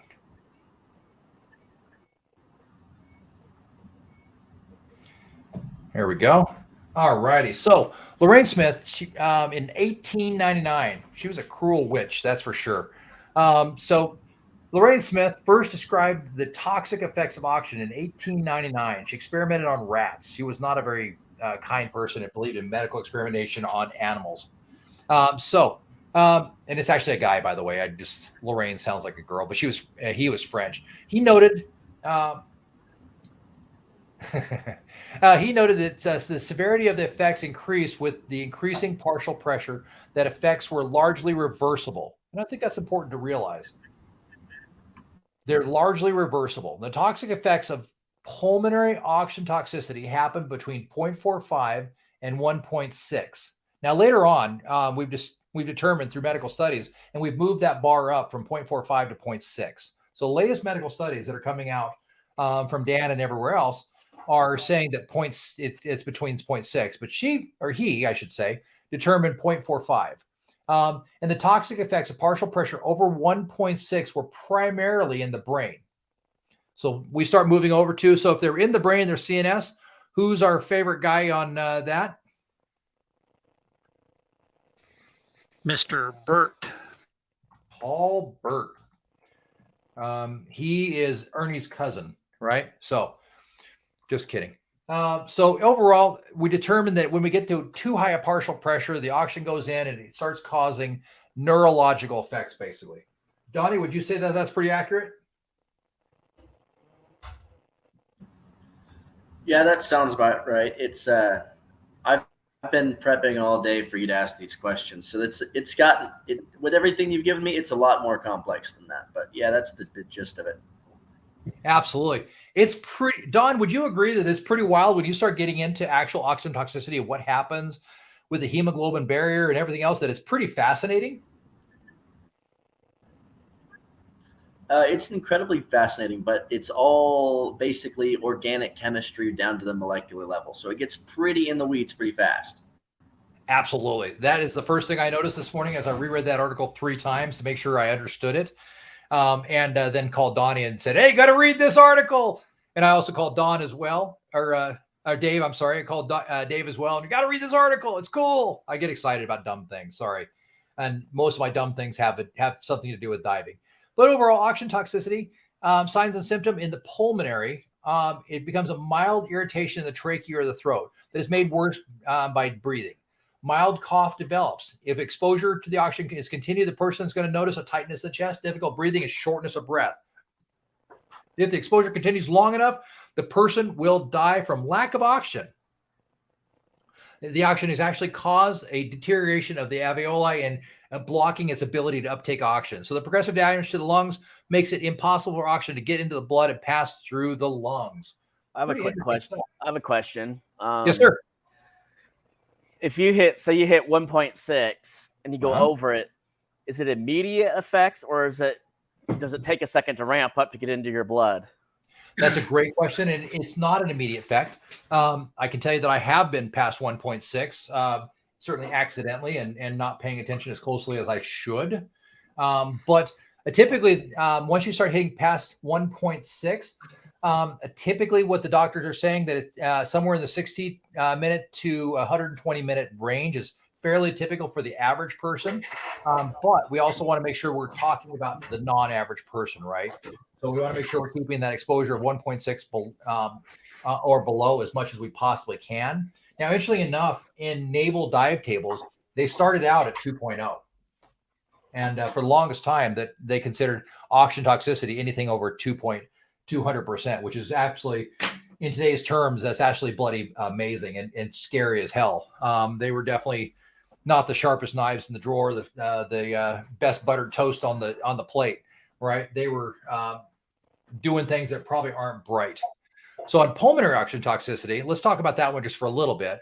The time of onset is highly variable, but most individuals can tolerate between 12 and 14 hours of oxygen at 1.0. Now, 6 to 12 hours at 1.5, and they say 3 to 6 hours at 2.0, based upon the Lorraine Smith, J. Lorraine Smith. Now, currently, the latest research is saying that that's much lower, that it's more like 60 minutes to 2 hours is before you start getting severe symptoms of oxygen toxicity after that magic 1.6. So there are other precluding factors that definitely will onset and cause these to be of more concern. A good example, I have a friend that was doing finishing a cave course with a diver. They were roughly 1,000 to 1,500 meters into the cave. It was 2 instructors and the diver. They were kicking along, and it was a fairly deep cave. They had been kicking along at the 100-foot mark for quite a while. And all of a sudden, their dive student on a rebreather, his eyes rolled back, he stopped moving, and he passed out. Absolutely. Freaked them both out. They immediately put him on his bailout gas, held his regulator in his mouth. In that process, they weren't sure that he was breathing. They didn't notice signs of breathing, but felt the best thing they could do is put him on his bailout gas, because if you've ever breathed on a rebreather, it's a very intentional breathe. You don't passively breathe on a rebreather. Just for any of you out there who haven't tried it, I can tell you it's not a passive breathe. It doesn't help you in any way, shape, or form. You have to intentionally get that deep breath in and out. But so they put him on his bailout, and they started taking him out, and they got him to about 150 feet away from the cave. Throughout the process, they did notice several times that he'd gone into some neurological type effects. He had some twitching, some seizures through the process, but they got him to the last restriction.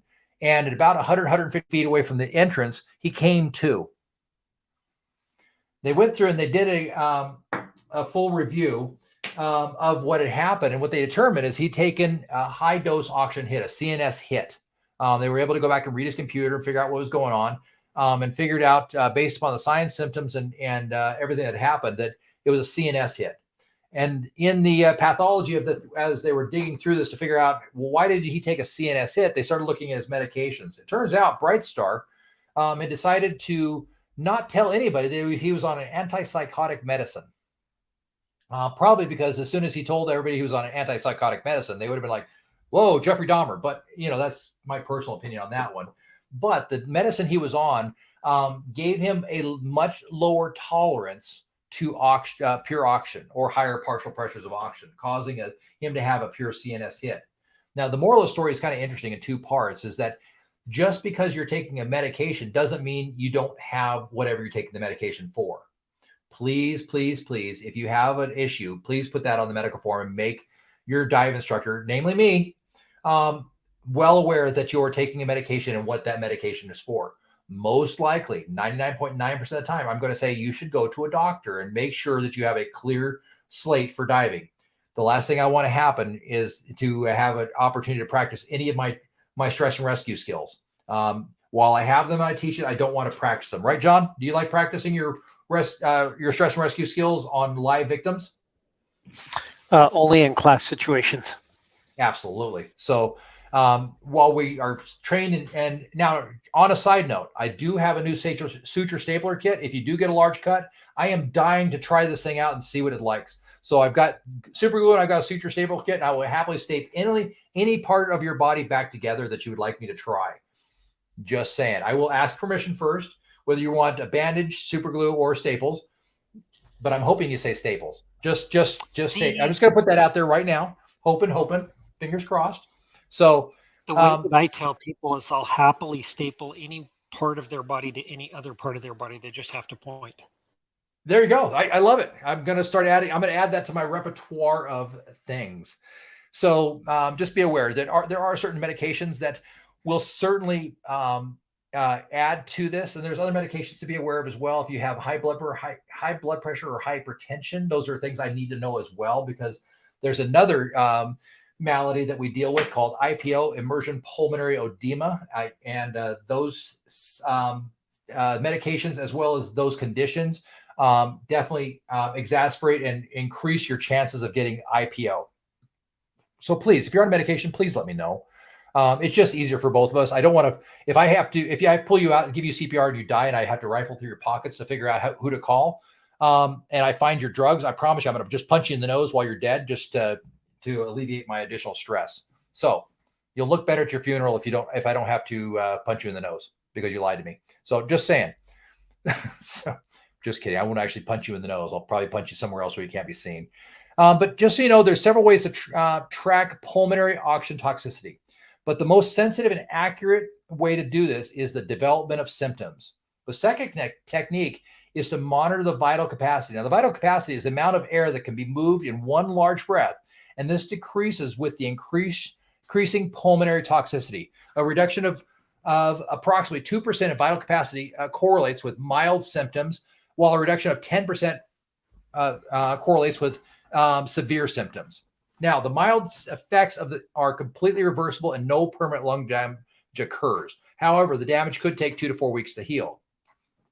Now, as we look at this, I want you guys to be aware of that it's very, very low likelihood of any of us hitting pulmonary oxygen toxicity. Why do you think that is, Ivan? We're going to try Ivan again. Maybe I should text Ivan. I think. Oh, I was having there he technical difficulties there. It's because it takes a long time to build up. It's not a quickly happening thing. It takes many hours. Many hours. So the odds of you guys staying down at 1.5 for 6 to 12 hours is pretty thin. So while this is certainly something that can happen, I need you guys to understand that it's pretty rare to happen overall. You're much more likely to deal with CNS than you are pulmonary. Okay. But we've gone through it. We talked about it in ad nauseum. So we'll move on. Just be aware, chest x-rays may show an alveolar interstitial pattern is in an irregular disruption with evidence of moderate loss of volume from atelectasis or the collapsing of a lung. That's extremely common, but understand, however, there is no clinical way to truly diagnose oxygen toxicity. Now, even lung biopsies specimens may show changes that are consistent with O2 toxicity. The primary value of the biopsy is just to exclude other causes of lung injury. So I think that's important to understand is there's no clinical way to diagnose. Yes, sir. Don. Atelectasis isn't the collapse of a lung so much as it is the breakdown of the alveoli, which causes the lungs to sweat, so to speak. It's that breakdown of the wall between the capillaries and the alveoli that allows oxygen to dissolve directly into the bloodstream. And that's what it's this descending pattern that allows a crap ton of oxygen to flood into your blood all at once. Gotcha. Well, thank you for that clarification. I appreciate that. I just did the quick Webster's definition on that because oddly enough, I'm not a doctor and don't deal with these on a regular basis. So thank you. Right. Now, overall, oxygen toxicity, it affects the things that we might think nervous system things that we might affect. And the way to remember the effects and symptoms that we're looking for when we start creating that risk that's greater 1.1 bar, 1.1 partial pressure is convented. Con for convulsions, V for visual distortion, ears, nausea, twitching muscles, irritability, dizziness. Easy enough. Now, Dustin, as I'm looking at these signs and symptoms, which would you notice in somebody else? Twitching, facial muscles. These are things you can see from the outside of the other person. Okay. Nausea. If they throw up, there you saw it. Irritability. Dizzy. If they're standing, they can't keep their balance.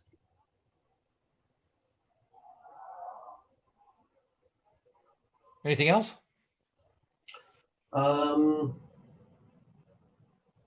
That you can visually see, you can't see for them, so their vision would be difficult to hearing. If they have grand mal seizure. Yeah, convulsions. The big things you're going to really be looking for in your diet buddy, and hopefully you know you don't get an Insta buddy. I don't accept Insta buddies anymore. I only dive with my wife anyway, so it works out well in my favor. But convulsions, absolutely. If they're twitching or convulsions, absolutely, you're going to notice those. You may or may not notice nausea. Plus, remember, you're on a boat. So you see somebody get nauseous, doesn't mean they have CNS. So you're really not going to hear their ears ringing or maybe irritability, but On a dive boat, if I get too bugged, I definitely get grouchy sometimes too. I'm like, I just want to do my dive. Quit asking me about side mount. It's side mount. It goes on your damn side. I'm not a free diver, whatever. Just kidding. I don't actually get like that. But there are those guys on the boats, right? Right. So be aware as you're watching other people around you on the dive boat. The first sign and symptom that I really love to express here is that the first sign and symptom of most dive maladies is denial. It's not just a river in that Egypt anymore. Right. So you've got to be ready to be 100% honest. But unfortunately, those people around us aren't always willing to be that honest as well. I was just at a car dealer today, and we were chatting along, and I jokingly told him, I says, because he had a problem with some customers. And I says, you can always tell when a customer on a dealership is lying to you. And they said, well, how do you know that? And I says, because their lips are moving. Just kidding. But on a dealership, that is absolutely true. But just realize that not everybody's going to be truthful with you of, hey, how do you feel? I'm fine. How many of us have done that, right? We're at work or we're at home and the wife asks us, how you doing? I'm fine. Leave me alone. Fine. Nikki did that to me yesterday. Are you doing okay? Are you getting sick too? No, I'm fine. And as I'm taking NyQuil, right? Or Dayquil actually, and getting stoned out of my gorge. So she's looking at me like, what are you doing? I'm like, nothing. I'm fine.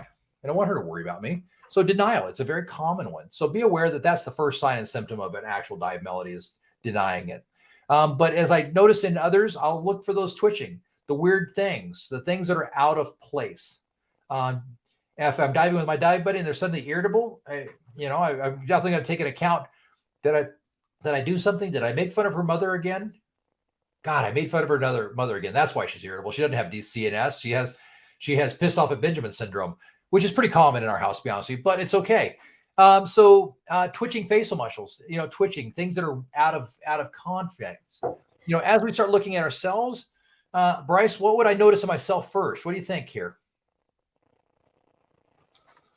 I definitely noticed tunnel vision first. Absolutely. Ears, I wouldn't notice that. I already got that. Nausea, definitely noticed that. Dizziness. I'm never irritable, so. Yeah, I get that about you. So yeah, you definitely want to, your body will tell you everything you need to know. If you will only stop and listen. It's absolutely positively the truth. If you listen long enough, your body or people around you will tell you everything you need to know. But the key with this is you can't be the Wisconsin diver on the dive boat. Let me give you a frame of reference for that, just so you know. There's a boat in Florida that I like to dive that has a very vertical keel. It tends to do a lot of whack, back and forth. It's a lot of fun. And I enjoy it thoroughly. I do make sure I take Dramamine the night before and the morning of, because I know that when we get out in the water that a 2-foot sea on this thing's slopping like a freaking granny's boobs in a windstorm. So I realize that. So I take that into account. But we always, every dive I've been on this freaking boat, we get the same diver. He's from Wisconsin. He's from Chicago. He's from Milwaukee. They're all the same city in my mind, right? They're all that weird Great Lakes state. And he tells me, I've done 4,000 dives in a dry suit in 22-degree water with 16 bottles.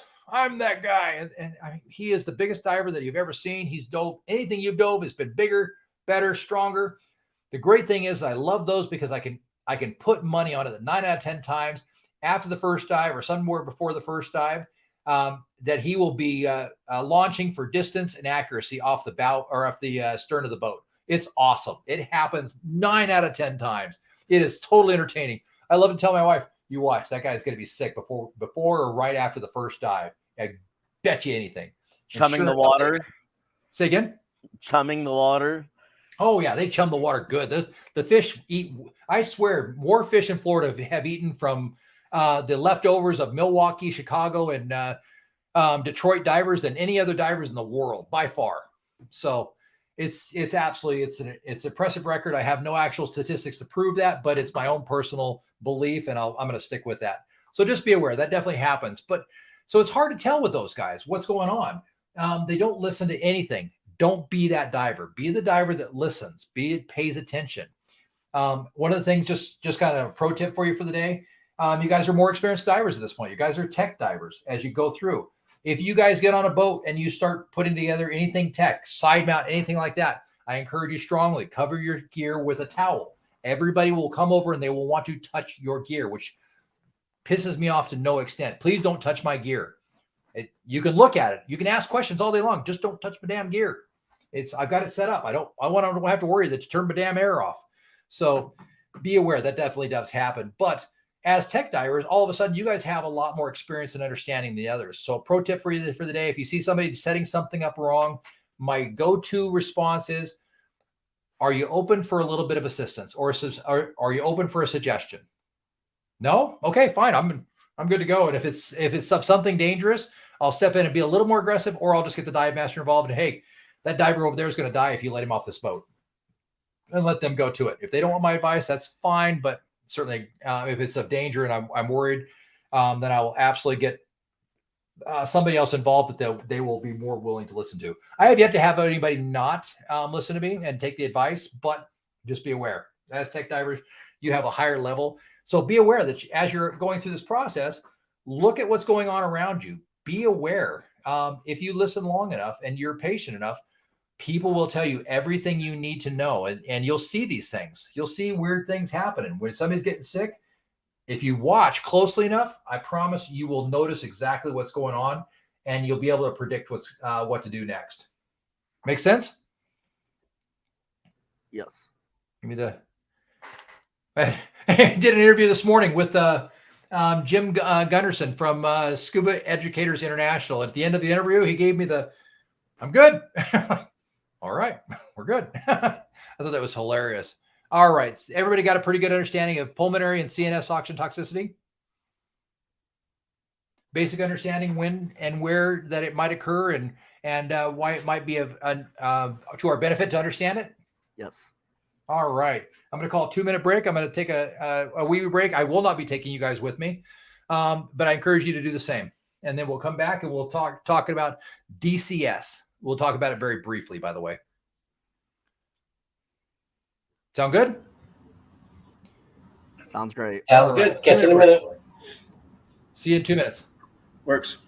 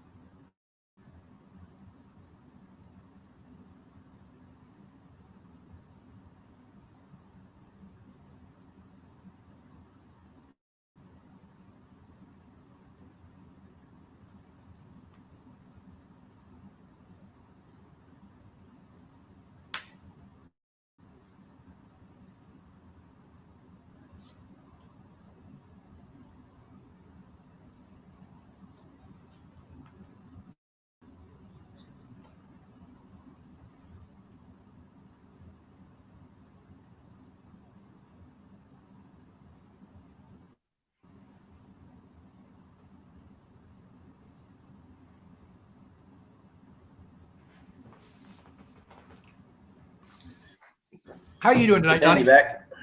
I'm back. What's up? Pretty good. So I've broken down CNS and how it works, like molecularly in the body, awesome. down into about 5 sentences that are pretty easy to comprehend. Ooh, awesome. Will you write those down and email them to me? If you'll write those down, Yeah, I'd I like wrote you them to down. I'll have to type them up. Will you type it up and email it to me? Because I will absolutely add it to the presentation, my presentations. So, but Awesome. and when everybody gets back, I'd like you to present those 5 sentences. I like that. You bet. Awesome. Awesome. Aaron, are you there?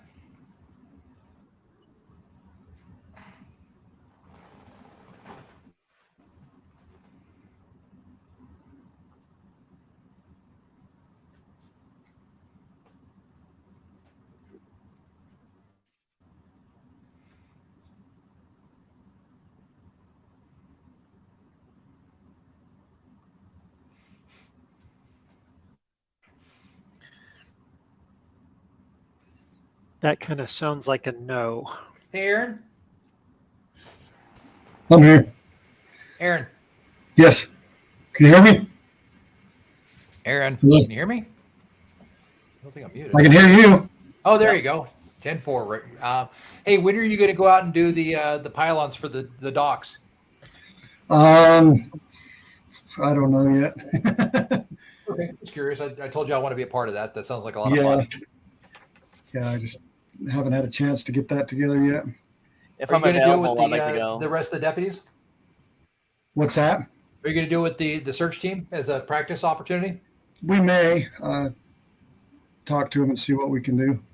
Not a worry. I'm just curious, and I don't think my two 250 pound lift bags is quite enough. It's apparently concrete is 150 pounds per every cubic foot. So Yeah, I think we've got some 4,000 pounders that ought to do the trick. So nice. Yeah, I have two 250 pounders that I carry. I usually carry one with me, but I don't think that's going to budge those. you know, two it bags. might, because concrete in water is actually only about 76 pounds. Oh, really? There's a lot of entrained and trapped air in concrete. So Oh, fair enough. it's about half the weight in water as it is outside. Well, there you go, Donnie. I'll go over to the RV and I'll get my second lift bag and we'll hook them up and see if we can move one of those cement pillars with two lift bags. The biggest problem you'll probably run into is how much suction does the mud they're in have. Fair enough. Yeah. Probably a fair amount. I'm just kidding, Donnie. We won't actually do that, but it'd definitely be fun to screw around with. I've only had a chance to use my lift bags a couple of times. I bet you are. So I'm debating on what I'm going to dive on Sunday as well. I'm thinking about diving twin sets. I asked Wilson to put together a thing where I could put 3 of my dive computers on it and hook my GoPro up to it, so I could videotape my 3 different dive computers and do a dive where I could videotape them from beginning to end of a dive. I think that'd be really neat to compare the DSX to the Shearwater to the Garmin. So I can tell you from personal experience, if I were to put a number on it, I think the Garmin is about 5% more conservative than my Perdix. And I think the DSX is about 10% more conservative than the Perdix. So if I were to put a guess on it. Gotcha. So interesting. Say all of them have the same algorithm, and all 3 of them have the exact same gradient factor. I use the same gradient factor in all 3, and they don't end at the same time. If I wear 2 Perdixes, they end exactly at the same time.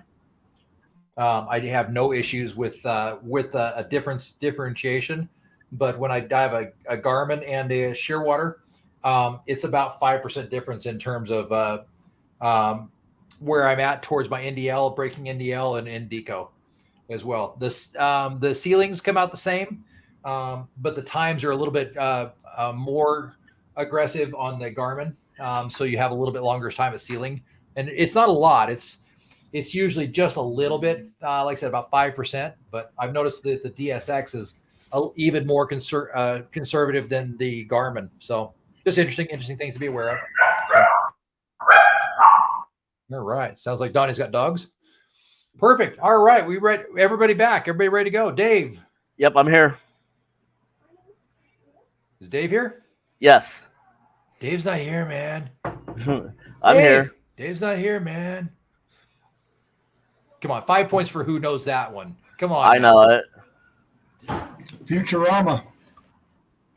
No, that's Cheech and Chong. Dave's It's not on- here, man. It's also on Futurama too. Is it on? I don't watch Futurama. Of Only course, because I watched it. Futurama- Depends on how young or ancient you But are. that's an original Cheech and Chong bit. So back in the day, that's 80s, 90s. Back in the day when they Up in Smoke Tour.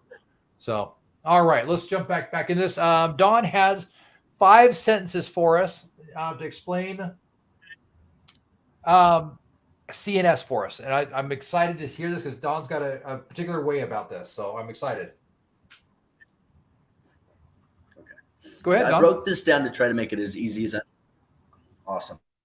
I broke this down to make it as easy to understand as possible, since a lot of this stuff is like pretty deep. So this is the closest translation I can get in like layman's terms. it's also pertinent to know that nitrogen and oxygen are about the same weight molecularly. So they act the same, except oxygen you're metabolizing, right? So it's not necessarily building up because your cells are using it. All right, so part one of this. Hemoglobin works against Henry's law. It decreases the partial pressure of oxygen in the blood to about 0.1 partial pressure, like atmosphere, partial pressure of oxygen in the arterial gas, or in about half that in the venous gas. And that's necessary just to push oxygen through tissue. What that basically means is because the oxygen that you're breathing cannot go directly into the bloodstream and dissolve in the blood, and instead has to attach to hemoglobin after passing through a membrane, it decreases the concentration. So you're not necessarily getting the same like Henry's law effect of like, hey, your blood is a fluid and like the gas is dissolving into it at the same partial pressure, but it's slowed down and then distributed to your tissues. All right, part two of this. As oxygen at high percentages increases in the lungs, something called free radicals, which are basically just oxygen-derived molecules that cause harm to your cells, like peroxides and hydroxyl like groups, they form in the cells due to not natural metabolism, and they start to build up in your cells. You only have so many antioxidants in your cells before your cells become overloaded. And the reason that you need that balance is because those free radicals, those oxygen reactants, they're so reactive that they'll just start breaking through cells, like whether it's DNA or the parts of the cells or the walls of the cells, they just start like tearing down the structure of the cells. All right, third part here. Damaged lung tissue weakens the alveolar wall, causing O2 to dissolve directly into the blood, spiking O2 concentration in the blood and therefore the tissues. Lung damage also causes surfactant secretion, so the stuff that keeps your alveoli from like sticking to each other and collapsing.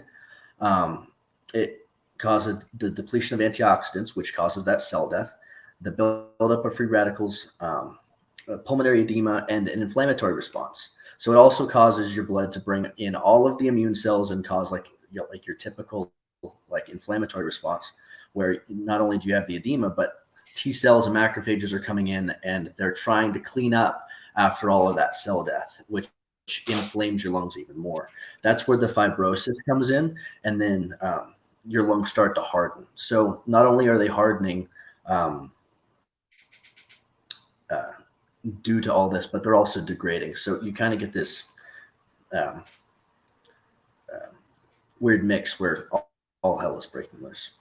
All right, fourth one here. Once oxygen dissolves directly into the blood, fast tissues hypersaturate with oxygen. Specifically speaking about like the nervous system, which is where where CNS comes in, and it undergoes the same cellular process of irritation, which is made lethal by the critical function of the nervous tissue. Lung tissue is just regular tissue, but nervous tissue has to carry signals, right? So it can't afford to be broken down like the lung tissue can. You've got 300 billion, I think you said, alveoli, right? You can afford to have some O2 toxicity, and they're breaking down cells. But once that gets into your fast tissues, into your nervous tissue, that's when it starts to cause that issue. And number 6 here just describes that process. Nervous tissue relies on ion pumps to fire. O2 radicals act as ions and plug and degrade those ion pumps, and therefore disturb the firing of the neurons. And that should about cover it. That was extremely interesting. Thank you, Donnie. And I'll look forward to you emailing me that typed version over to me. So, You bet. pretty interesting stuff, guys. Probably covered this subject a little bit more in depth than probably anticipated, but we definitely got some interesting stuff out of it. So I appreciate that. So overall, we've covered CNS and oxytoxicity, I think, pretty thoroughly, but it's definitely an important thing to be aware of, especially when we start talking about tech diving. So we're going to jump through decompression illness really quickly. Categorize the disorder: decompression sickness, decompression illness, predisposing factors for decompression illness, and managing risks of decompression illness. Let's see, get better with this. So overall, I think we've all got a pretty good understanding of decompression illness. Treating decompression illness is pretty straightforward. The first idea is to understand and recognize the early symptoms of it. Is there something going on? Am I feeling sore, tired, aches in the muscles, aches in the joints, dizziness, vertigo, slurred speech, anything like that? Sudden odd rashes. And that doesn't just come from a Hong Kong whorehouse. It comes from other places like, just kidding. Just determined to get you guys to laugh. You're a hard audience. That's for sure. So look for those kind of things. That's the early key signs of recognizing this in.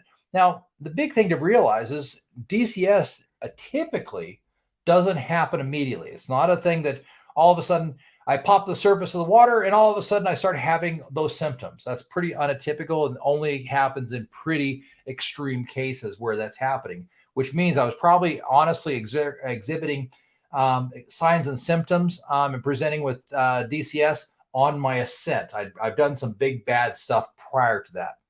So early recognition is certainly key. It's interesting to note, a doctor in Malta did a study on this and determined that around 40 to 60% of tourists that come through and do their 3-day dives throughout the week present with some form of mild DCS during their vacation.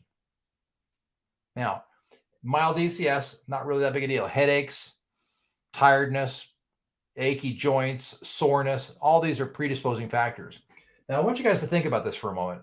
You guys and me, we all decided we went to Honduras. We all got on a tech boat. We're slinging twins or we're slinging twin side mounts and a nice big deco bottle because we're going to go out and do the Palau wreck, right? We're going to check that out, and which is about 175 feet. We're going to stay with our upper limit. We're going to do a 150-foot dive for 2 hours. We had about 45 minutes of deco. We get back on the boat. We're all excited. We're high-fiving, and we did our body deco. Bryce comes back, and he's a little tired. He's a little sore. We get back to the hotel. Is it a good idea to go hop in the hot tub? Or take a hot shower afterwards? Also, no. Here's one of those cases No. that definitely to your advantage to do that whole new stupid idea, the cold shower thing, right? The ice bath things. If you need to get clean from the ocean, take a cold shower. The problem is once you jump in that hot bath and hot shower or hot tub with all your buddies and drinking a beer, is all of a sudden you're going into vasal expansion. And all of a sudden, more nitrogen is going to start pouring out. And it has been documented to have tourists get DCS sitting in the hot tub. All of a sudden, weird rashes, soreness of joints, things like that. And it moves on to that portion. So be aware, be watchful of that, what's going on. Provide immediate care when you start noticing those things. So what is the care for? What do we do? Let's see. Dustin, what do we do for DCS? So DCS, you want to keep them upright. You want to do your ABCs. Give them the highest O2 you can that's available. Why would you say upright? Probably so they stay conscious. They're not going into shock. Wouldn't you want to reduce the pressure on their heart so it's not beating as fast? Yes. That'd be my suggestion, is the upright thing. Don, you want to weigh in on this one? It looks like he's having an argument with a girlfriend. Don? Don is our resident EMT. How about you, Aaron? You want to weigh in on the upright versus laying down? So typically just whatever position of comfort. So probably laying down with your head up a little bit. Yep, absolutely. Anything we can do to reduce the stress and pressure on the heart, get them comfortable so their breathing is reduced as much as possible. We want to reduce that nitrogen expelling. And the way nitrogen comes out, remember we talked about this is Henry's law. It comes out via agitation. So agitation being increased pulse rate, increased heart rate. So anything we can do to get them into a relaxed position, laying down generally being the best. Pure oxygen is absolutely right. Monitor the ABCs, absolutely right. But we want to make sure that we're taking into account that they're able to slow down the diffusion of that gas out of their tissue. Make sense, Dustin? Yep. Absolutely. So that's the thing. And then the final step on that is professional medical care. Get them to somebody that knows what the hell they're doing. That's my rule of thumb. I realize that just because I'm a react right instructor, I think Donnie would agree with this, does not make me an expert as an EMT. I am not ready to ride the ambulance with Donnie in any way, shape, or form. I'm sure I'll do fine, but I'm sure Donnie is far more qualified than I am to ride the ambulance and go help people out of wrecks and do all kinds of cool stuff. So, And Aaron's more Ride so the than me, to be ambulance honest. as a patient. fair enough. Absolutely. But either way, I'm going to take them to professional medical care above and beyond what I do. So that's my suggestion for the day. Nitrogen narcosis and hypothermia. These are absolutely things to be aware of, and especially getting into tech diving. Bryce, you and I go diving, and we're going to dive South Florida. One of my favorite places to dive, by the way. Miami, Fort Lauderdale area. Beautiful diving. I like it better than the Keys. Same diving, better city, easier getting out to where I want to be, right? 85-degree water in the summertime. Can we get hypothermia? Absolutely. Absolutely. Any time we're in water that's colder than our body temperature, we can absolutely get a hypothermia. So now, what we all know, water wicks. John, why don't you weigh in on this one? How fast is water wick temperature away from the body? I don't remember, but it's quite a bit faster. Did we lose John? John got bored and went away. No, apparently goes. John's mic's not working. John, you there? Apparently not. He's there. You just muted him on your side. Nope, I'm not touching it. He's muting and unmuting himself. I can hear him. Yeah, we can hear him. Oh, I can't hear him. That's interesting. All right. Well, unfortunately, John, I can't hear you. That is weird that I can't hear you overall. Well, that's why So, nobody's Ivan, you laughing just passed your at the DM same test. thing. How fast does water heat away from the body? Did I lose Ivan too? Oh, I didn't hear my name. Sorry. Ivan, how fast does water wick body away from the temperature? I'm unsure, but I'm guessing it has to be probably 20 times faster, somewhere around there. You were damn close. 25. 25. Okay. 25 times faster. So we go out, Bryce, you and I were doing our 3-hour dive in the Caribbean, water temperatures of brisk 81 degrees at depth. Is there a chance of hypothermia? Yeah. Absolutely. I can tell you, Nikki and I went out to Hawaii a few months ago, and she wore a 3-mil wetsuit. Water temperature was 76 degrees. And we went out and did some 2.5-hour dives that were fan-freaking-tastic. And I promise you, she got cold. We here in Idaho, we jump into 76-degree water. We're like, holy cow, this is skinny dipping weather until you're in it for 3 hours. So be aware that you can absolutely, and so tech diving, you become far more susceptible to narcosis and hypothermia. So you need to be aware of that. So as we move through this, nitrogen narcosis, the simple definition is when we get to a high enough partial pressure of nitrogen, it starts to create a narcotic effect. Simple enough. Oh, there's John back. It could be the internet. The nice thing is what you guys don't realize is all this is being recorded on your guys' side and on my side as well. And it all meets in the middle. So sometimes if there's an issue with internet, sometimes you'll hear somebody and sometimes I won't. Or sometimes you'll hear me and I won't hear you. So it's all going to a central location. It's kind of cool. So John, can you hear me now? I hear you fine. I don't Awesome. think you hear me, though. I ignore you most times. It's because you won't let me braid your hair anymore. Right? There we go. Exactly. Perfect. Because you're too busy eating crayons. I am absolutely just the red ones. Though. I'm on a red kick this week. I was green last week, though. So I have yet to figure out why Marines eat crayons, though. I'm still trying to figure out where that came from. I'm sure that sometime in the future, at some point, that will make it to the prac, right? Don knows all about prac, carrying your little prac book around. Did you do that in boot camp where you carried the magic camouflage prac book? I think they call it something different, like a battle book or something dumb. But yeah, I gotcha. Gotcha. So someday it'll make it to when I was younger and went over to observe the Marines in boot camp. They carried a green camouflage binder, 3-ring binder that was small. They could put in their pocket. And they called it their prac, their practical application knowledge, and all the history of the Marine Corps and everything that they needed to know. So someday crayons will make it into that too, I'm sure, just like the high neck of the collars and jar heads and everything else. So anyway, the moral of the story is today that signs and symptoms and causes of narcosis is basically when we get to too high a partial pressure of nitrogen. Now, interestingly enough, there's been a recent change in when we start going into just using helium and oxygen. Okay, when we go to heliox, which is just a blend of just helium and just oxygen, we've discovered in deep sea divers, specifically when they're going to that depths of 200, 300, and 400 feet, that they started having a problem. They started getting high pressure nervous system disorder.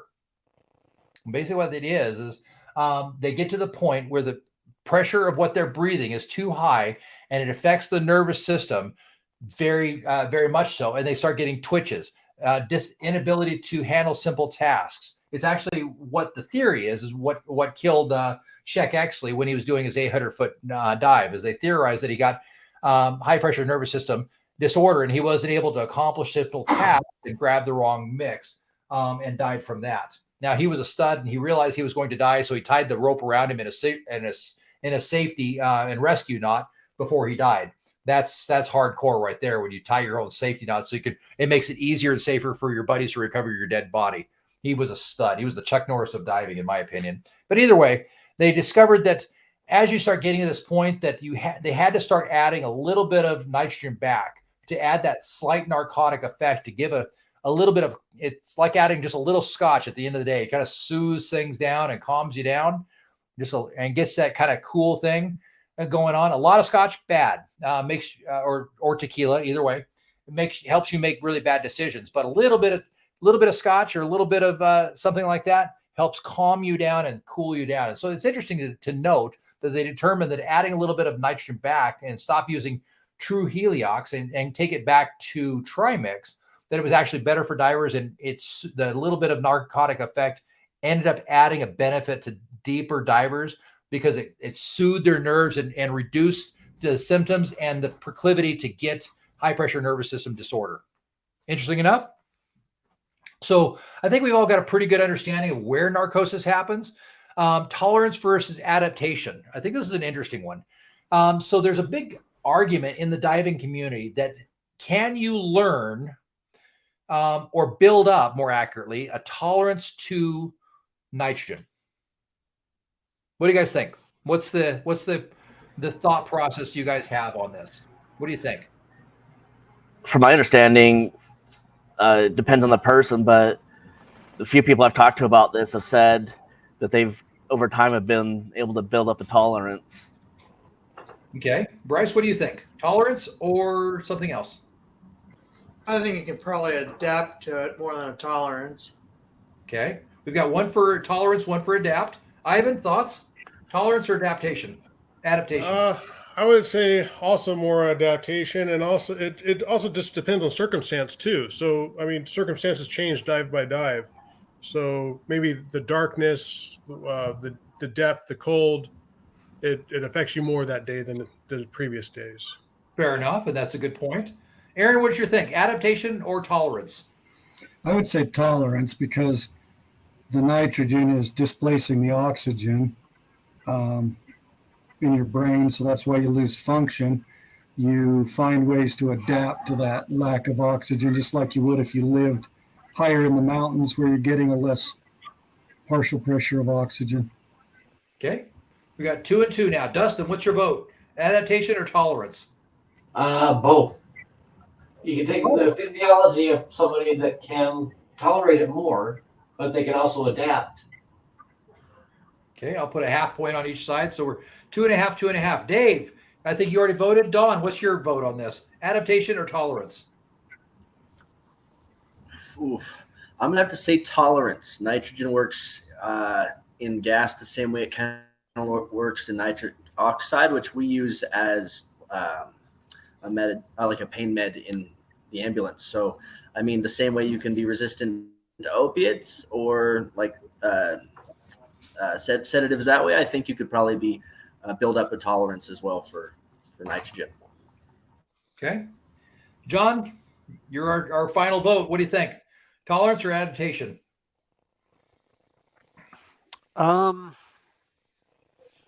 I think you tend more quickly to adapt by overlearning your skills and recognizing the limitations. But I think over many years, you may adapt as well, build up a bit of a tolerance. Fair enough. And that's the big debate in the dive community right now is there's a huge debate on this. And it's not just at the diver level. It's also at the medical level. Is it an adaptation or is it a tolerance? The prevalent view that seems to rest higher out there is that we adapt. We overlearn skills so that we're able to accomplish those skills through excessive ability and muscle memory. So I can tell you that, for example, my son-in-law can drink 6 tall boys in about 20 minutes and still walk a straight line. He is drunk as a skunk. Absolutely. He's overlearned the ability and he knows how to slow down and put a better focus on it.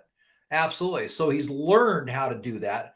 Not that he's got a better tolerance, but he's learned through the process how to overlearn those skills and get through things like that. Me, I haven't practiced being drunk and walking a line. I don't know how to do that. Well, at least not in a long time I haven't. How about that? I'll be very fair. Jokingly, people used to say, when you left college and joined the Marine Corps, you left a party college. How was that? I says, well, I didn't quit drinking when I left Arizona State. I just got efficient at it through the Marine Corps. So that's my personal joke for the day. But overall, the prevalent idea is that we adapt through overlearning, just like John said. That's exactly the prevalent attitude right now. Yes, we build up a certain tolerance to it, and if you read about Sheck Exley, he was determined to be highly resistant to nitrogen, but that was more a physiological thing than a learned or built up tolerance. He didn't start practicing to be better. It's not like he practiced holding his breath and became better at it, right? He just was. That was just part of his makeup and his physiology, which brings us up to another point as well. There is 8 people on this call, and I promise you all 8 of us will have a different tolerance and reaction to high pressure nitrogen. How I handle high pressure nitrogen is going to be very different than Bryce versus different than Dave, John, Don, or anybody else. It just is. It's like ask 8 divers what opinion they have. You'll get 10 different answers, right? We all have a different dynamic of how we handle that. So just be aware that it typically, my belief is, at least on this, is that not so much that we build up a tolerance to nitrogen, but we get good at how we handle it. So something to think about. Again, it's a controversial subject. There's a lot of thought process on that through the dynamic. So what does nitrogen narcosis look like? Simple enough. It's slowed performance and mechanical tasks, reduced capacity to think or reason, loss of short-term memory. Fun story for you on that. I was Nick and I were doing a tech dive on the Lady Luck. I talk about that one a lot because it's one of my favorite dives in Florida. 125 feet of the deck. Nikki and I were kicking along, and at the stern of the boat, it's a 380-foot boat, right? And at the stern of it, there's a 7 or 8 foot statue of a seahorse. Very cool. It's gold colored. It's neat to look at. You swim around it, and then you go check out other things. So you go check out the sharks playing poker, and then you check out the engine room, and all kinds of cool stuff. But we came back to the boat. We had some recreational divers. They come down, and they were down for 10 minutes, and then they took off because they didn't have that much time. We got back to the boat, and I was taking my gear off, and the husband was asking the wife, "What did you think of the seahorse?" And they had swam around the seahorse for probably 90% of the dive, so probably 9, almost 10 minutes. And the rope, the John line coming down was right next to the seahorse. And I swear to God, she looked at him and said, "What seahorse?" And he's like, the seahorse you swam around the whole time. She's like, "I don't remember a seahorse." So absolutely, a better way to nitrogen narcosis absolutely affects your memory. False sense of well-being and lack of concern for safety, inability to focus on tasks, euphoria or paranoia.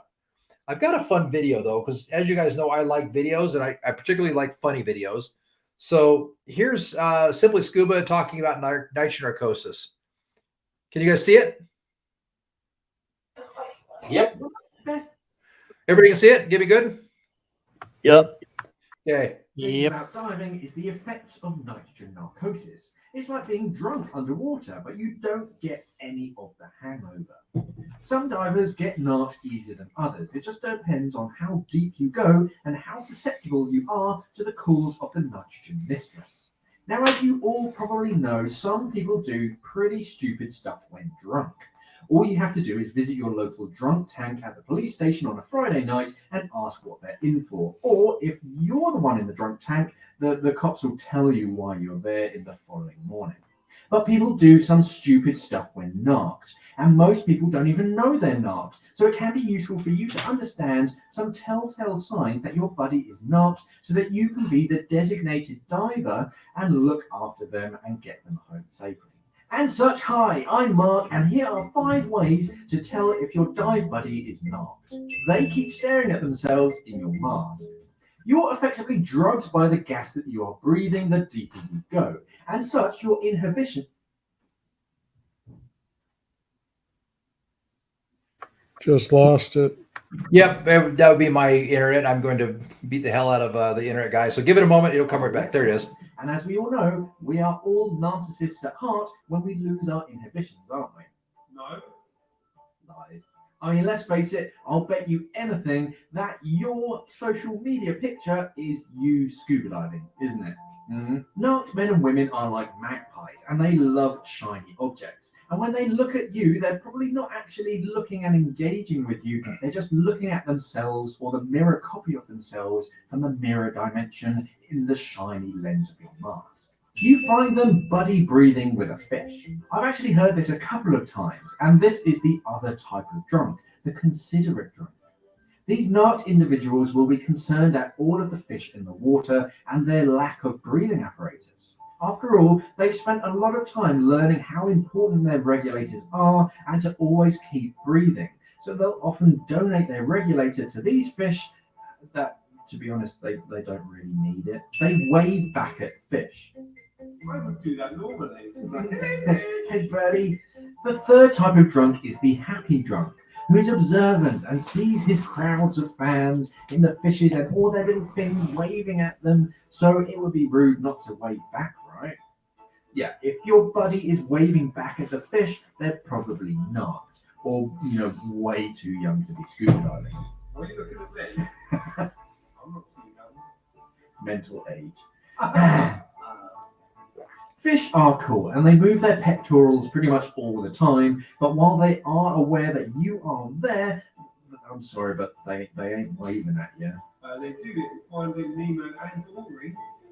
Documentaries, those were. Their mask fogs underwater and they spit in it. Much like people who defog the outside of their mask before a dive, you aren't going to get much benefit of spitting in your mask during the dive. Lost it again. It'll be back, I promise. I have seen this before, and it was a dive guide, so I really hope he wasn't knocked at the time. I just figured he was showing off. Your mask fogs up, and he spits in your mask. Yeah, enough said. Considerate of them, but just stay away from my mask. I can do it myself. At least it's spit and try and wheel or something. I wouldn't put it past them. Yeah, it's so nice. He spits in his dry suit and he wheels in his mask.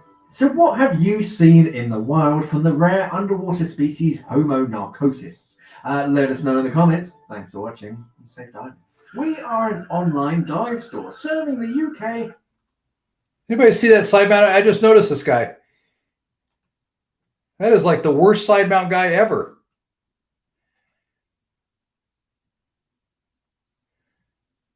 That looks like a, what is that?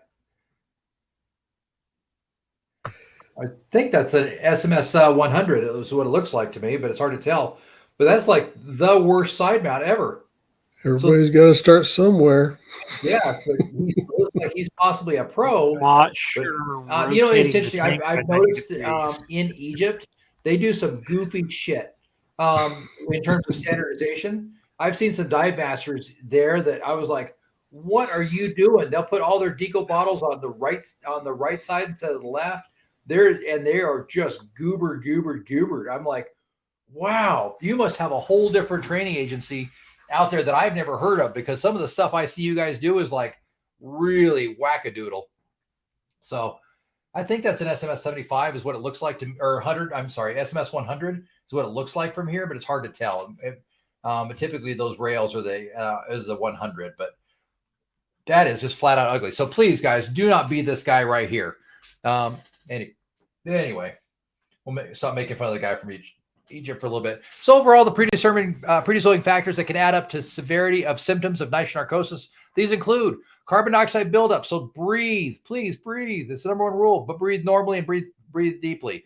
Rapid descent. What ends up happening is as your brain gets that sudden hit of pressure, it disrupts the neural pathways and causes you to have bigger problems. Cold. Again, same basic idea, slowing down of the processes. Certain drugs and medications. If you are on drugs and medications, please let me know before you dive with me. I would like to know what I'm getting into. And so I don't have to practice my stress and rescue skills. That would not make me happy.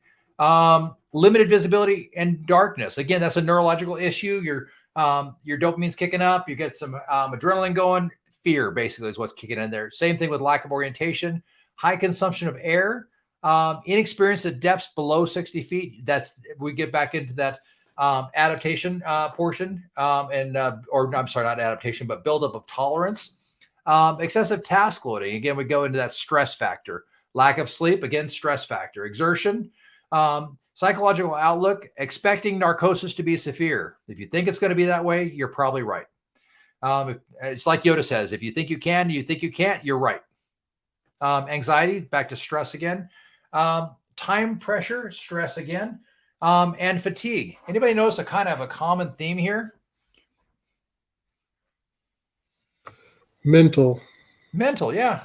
Mental stress kicks in is a huge factor in, to creating a predisposing factor for nitrogen narcosis. Moral of the story, relax. Enjoy your dive. This is nothing to stress out about, right? So signs and symptoms: feeling of relaxation, lightheadedness, euphoria, slowed response, feeling of well-being, increased judgmental errors or giddiness. That's my favorite one, is when they get kind of giddy.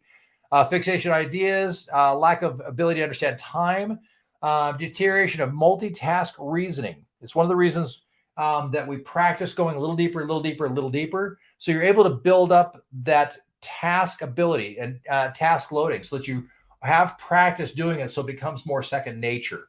So we're building up adaptation, like Bryce said. We're learning to do things through the process. Deterioration of multitask, numbness, tingling, sleepiness. If you fall asleep while diving, that's you're just wacky. But it could be a sign and symptom of narcosis as well. Confusion, semi-consciousness, distorted memory of the dive. That's a pretty common one. I've heard that quite a bit. Decreased conceptual reasoning, visual hallucinations, auditory hallucination, and paranoia and anxiety feelings, right? So it definitely hits that narcotic hit on you as well. So you start having definitely some issues with that. So one of the things that I do during diving, that I tell you, this is a self-aware sport. When I tell you that, I mean it from the bottom of my toes. As I'm going through, I'm constantly, while I'm checking things out, I'm also checking my cognitive abilities on a regular basis. And what that looks like is I will do little math problems in my head. I'll figure out my gas blend. I'll figure out time to surface. I'll do the physical math on what my deco should be, and then I'll look at my computer to check that. I'll do little basic drug tests. I'll try and do math problems in my head, things like that on a regular basis. And the reason being is I want to check in with my mental capacity to see where I'm at. And when I start noticing that there's a decreased mental proficiency is when I start becoming concerned. And when I start, and that's when I say, okay, it's time to call the dive, which, by the way, leads us to a kind of a side note. You all can call a dive at any time for any reason with no consequences. I want you guys to realize and know that we get out there and we're getting ready to do dive 3, dive 5, dive 6. I don't care which dive. And you say, hey, stop, Benjamin. I ain't feeling it. You don't need to give me any more reason than that, other than I'm not feeling it. I may ask, hey, is everything okay? What's going on? Because I'm actually honestly concerned about you. I'm just not feeling it. I don't want to do this dive. Enough said. Thank you for, and Dave, would you attest that I'm pretty good about letting you call a dive and giving you a high five afterwards? Yeah, I would say so. Yeah, absolutely. If you're going to call it, call it. It's all good. I am not going to, I promise you guys, we are on planet water.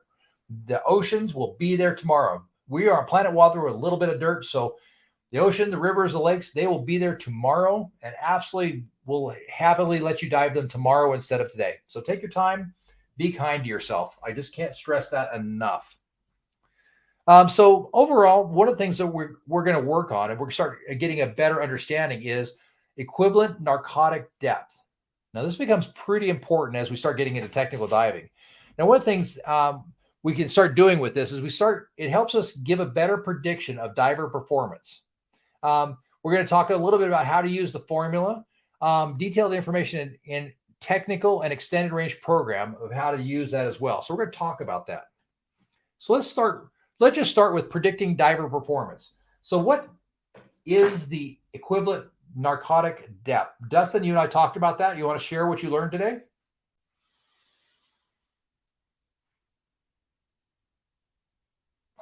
There we go. Mic's on. There you go. Awesome. So when you start adding, when you go into the trimix and you're adding helium, and you need to add nitrogen back in to keep calm, keep your hands from tremoring, to a narcotic depth of somewhere between 80 and 100 feet. Not quite. I think that's not what we talked about this morning. So equivalent narcotic depth and helping predict diver performance is what we're trying to do is build a profile with a gas that we're breathing that mimics a shallower dive. So if we start having problems, for example, CNS toxicity or nitrogen narcosis, what we can do is build a blend of gas that's equivalent to diving at a shallower depth. So for example, typically we'll try and stay at an end somewhere between 2.4 and 3 of the partial pressure of nitrogen with a precluding factor of stopping factor of 3.5. So once we hit to 3.5 partial pressure of nitrogen, that's where we're definitely going to start feeling the effects.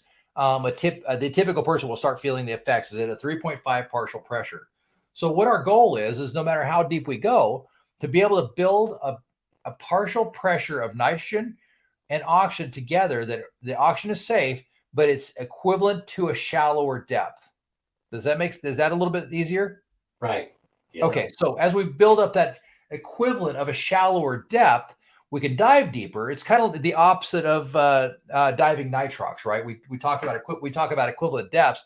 When we dive nitrox, we can do it equivalent depth. We're diving at 80 feet, but because we're diving nitrox, it's equal to diving 50 feet on a specific blend, right? We remember that from our nitrox class. What we're really talking about in equivalent depths when we're diving nitrox is really an equivalent narcotic depth or equivalent partial pressure depth. And that's what we're trying to do is reduce the amount of nitrogen we're breathing so that it mimics a shallower depth so we have less problems. That's what equivalent narcotic depth is mimicking a shallower depth. It makes sense? Right. Now, can we do an equivalent depth, narcotic depth, by just using oxygen in the blend? Dustin? No. You sure? By just using oxygen? We're just using oxygen. Well, yeah, your nitrox. Yeah, any way we can reduce the amount of nitrogen in the blend but keep a reasonable and safe amount partial pressure of oxygen, we're absolutely doing an equivalent narcotic depth. We're reducing the narcotic depth by increasing the amount partial pressure of oxygen, so we're reducing the nitrogen. We're reducing the narcotic effect at the depth we're diving. So, make sense? Yep. All right. So, by doing that, that'll help us predict the diver performance. If we have something we're doing a big dive, we're doing a big wreck, whatever it is, we're able to say, okay, it's important that I'm able to handle the task loading of whatever I'm doing. I'm going to do a deep wreck penetration. I'm on 150 feet, and I'm going to go ahead and I'm going to do a 1,500-foot penetration into this wreck that I want to see on a line.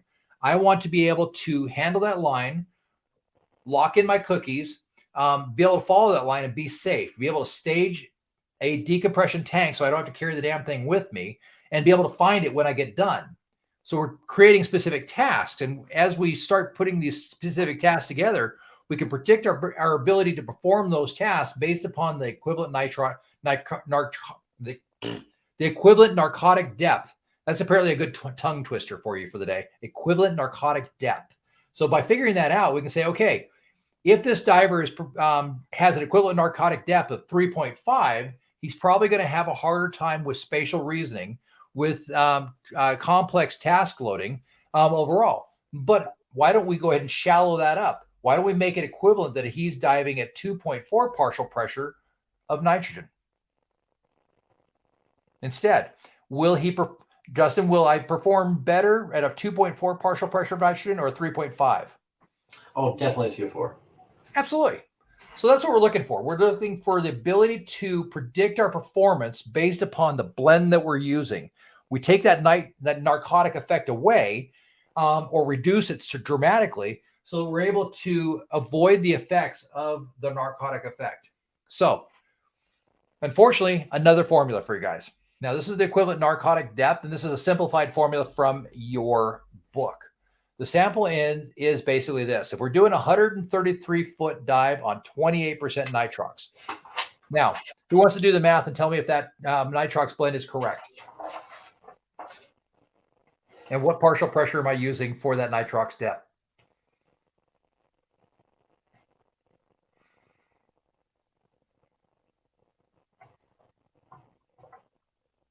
Ivan, what partial pressure am I using to get that equation?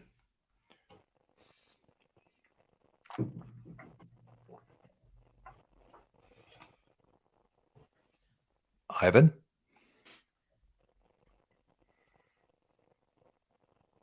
Sorry, I'm not unmuting there. Okay, partial pressure of 28% at 133. What's my partial pressure? What am I using? 1.4. Yeah, absolutely. Right? Why? Well, because that's our maximum that we want to have as a workable partial pressure. Absolutely. That's our working partial pressure. So simple enough, I used a 1.4 to get that 28%. That's how I came up with that. I first did the math because we should already know how to do the math for best blend. So simple enough, the partial pressure at 133 feet is 5 atmospheres. Am I correct so far? I believe so. Okay. So that gives me a partial pressure of nitrogen of 3.6. And now, how did I come up with that? I took 28%. I subtracted 1, which gave me 72% nitrogen, or 0.72 partial pressure of nitrogen. I simply multiplied that 0.72 of nitrogen by 3.6, or by 5, I'm sorry, which equaled 3.6. So my partial pressure of nitrogen in this particular case is 3.6. Make sense so far? I'm following you. Yep. Okay. 3.6 divided by 0.79, which is my typical partial, which is the correct partial pressure of nitrogen, equals 4.46 minus 1 equals 3.56. So my equivalent narcotic depth for this dive is 3.56. So I simply multiplied that by 33.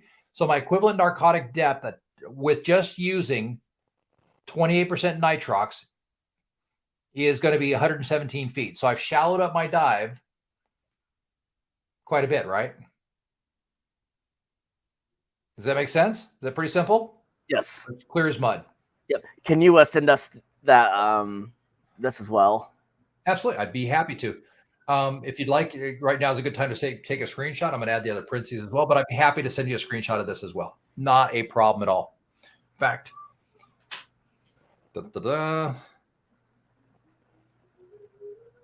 continue. I don't want a video. What the heck are you doing here? Photo. There we go. Bam. Okay. I took a screenshot.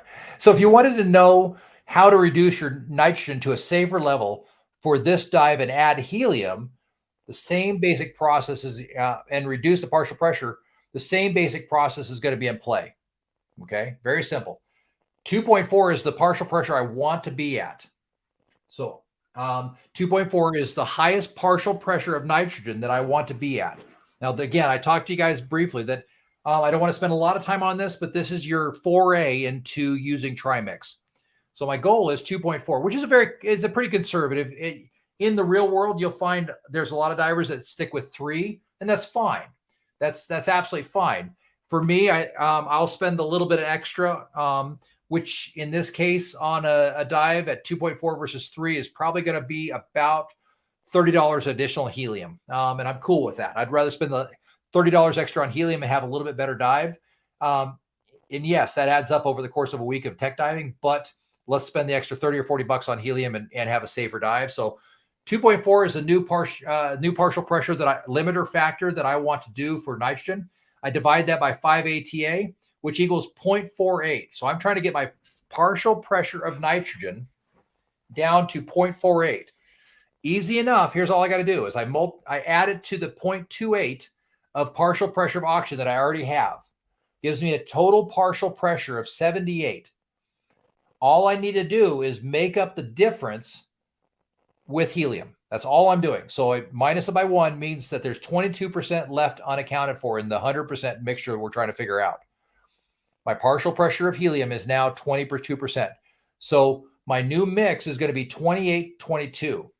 So as we look at trimix mixtures, the first number is the oxygen, the second number is the helium. So we would call this a trimix mixture of 28-22.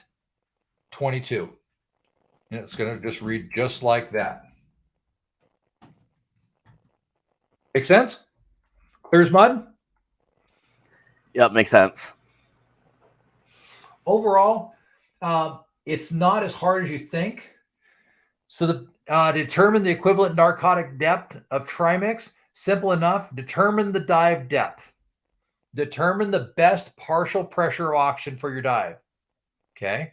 Now, if you're doing a deep dive, that partial pressure is going to get less and less. Determine the desired equivalent depth. 2.4 to 3.0 partial pressure of nitrogen is what is suggested, with no more than 3.5. Make sense? Mm-hmm. Who wants the shortcut? I do. Who got an email from me about 6:30? I did. Pretty much everybody should have. So let's see. Let's just, sorry, I'm going to switch screens here for a second. Take me just a second. I'm realizing very quickly that putting this over top didn't do jack. Stop sharing. Share screen. Extended range nitrox. And share. Bam. So you guys all have a copy of this. I would appreciate, and I'm just going to put this out there again, if you wouldn't mind. This is my private spreadsheet that I spent countless hours building. So please don't share it with anybody. This is just for you guys because you're taking my class. Here's the cool thing about it. It's built for 3 tanks. Easy enough. This will do everything for you. Easy enough. So first off, we're going to do a 130-foot dive. We're going to do it at a barometric pressure of 1. Now, here's the cool thing. If we're doing Bear Lake, barometric pressure is about 0.81. It'll give us our new theoretical depth, and it'll also do our calculations based upon the new theoretical depth. As you guys go through and use this, only put values in green fields, in these light green fields. That's the only place to put values.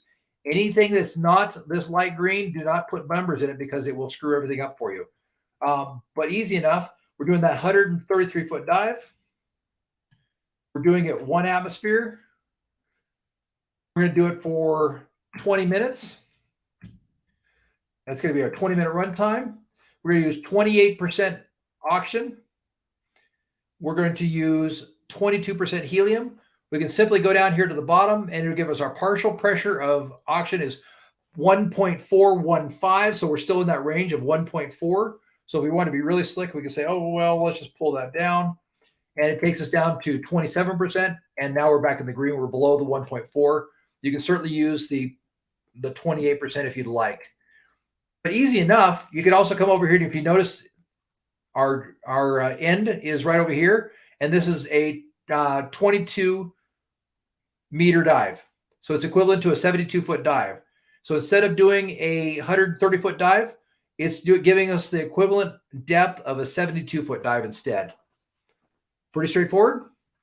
Now this cool thing is this street will actually do more for you as well. So for example, if you're running an 80 cubic foot tank, that's about 11 liters. 11 liters or 11.1. That 80 cubic foot tank will have 3,000 psi. I know for me that my sack rate is between 8 and 9, so I usually put 10 in there just to make sure. I'm going to do a work factor of 1.5, and now I can go back down and I can say, okay, I'm spending 20 minutes at 1.14. Let's take a look at that. 1.14 over here, I've got a single limit of 150. So my single limit on there is 150. My daily limit is at 1.4 is 180. My O2 calculation is going to be 1.4 at 1.63, 1.63.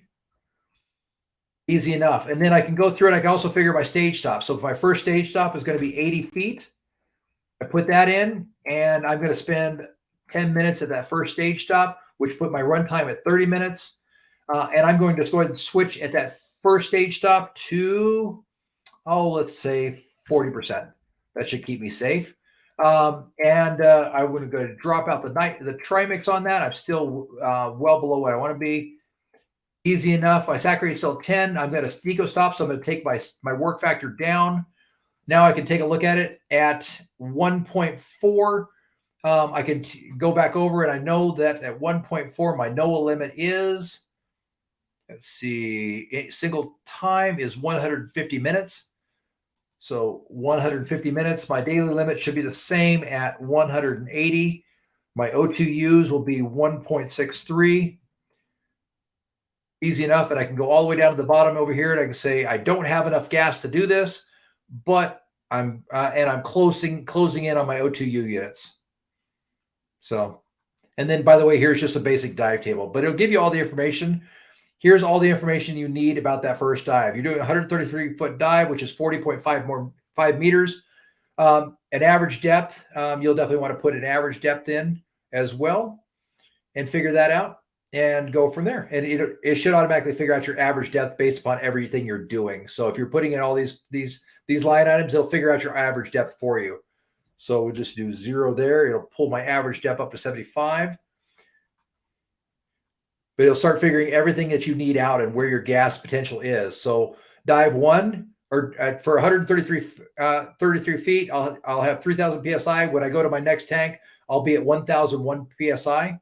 And then I can go to my second tank, and I can put my second tank in here as well. So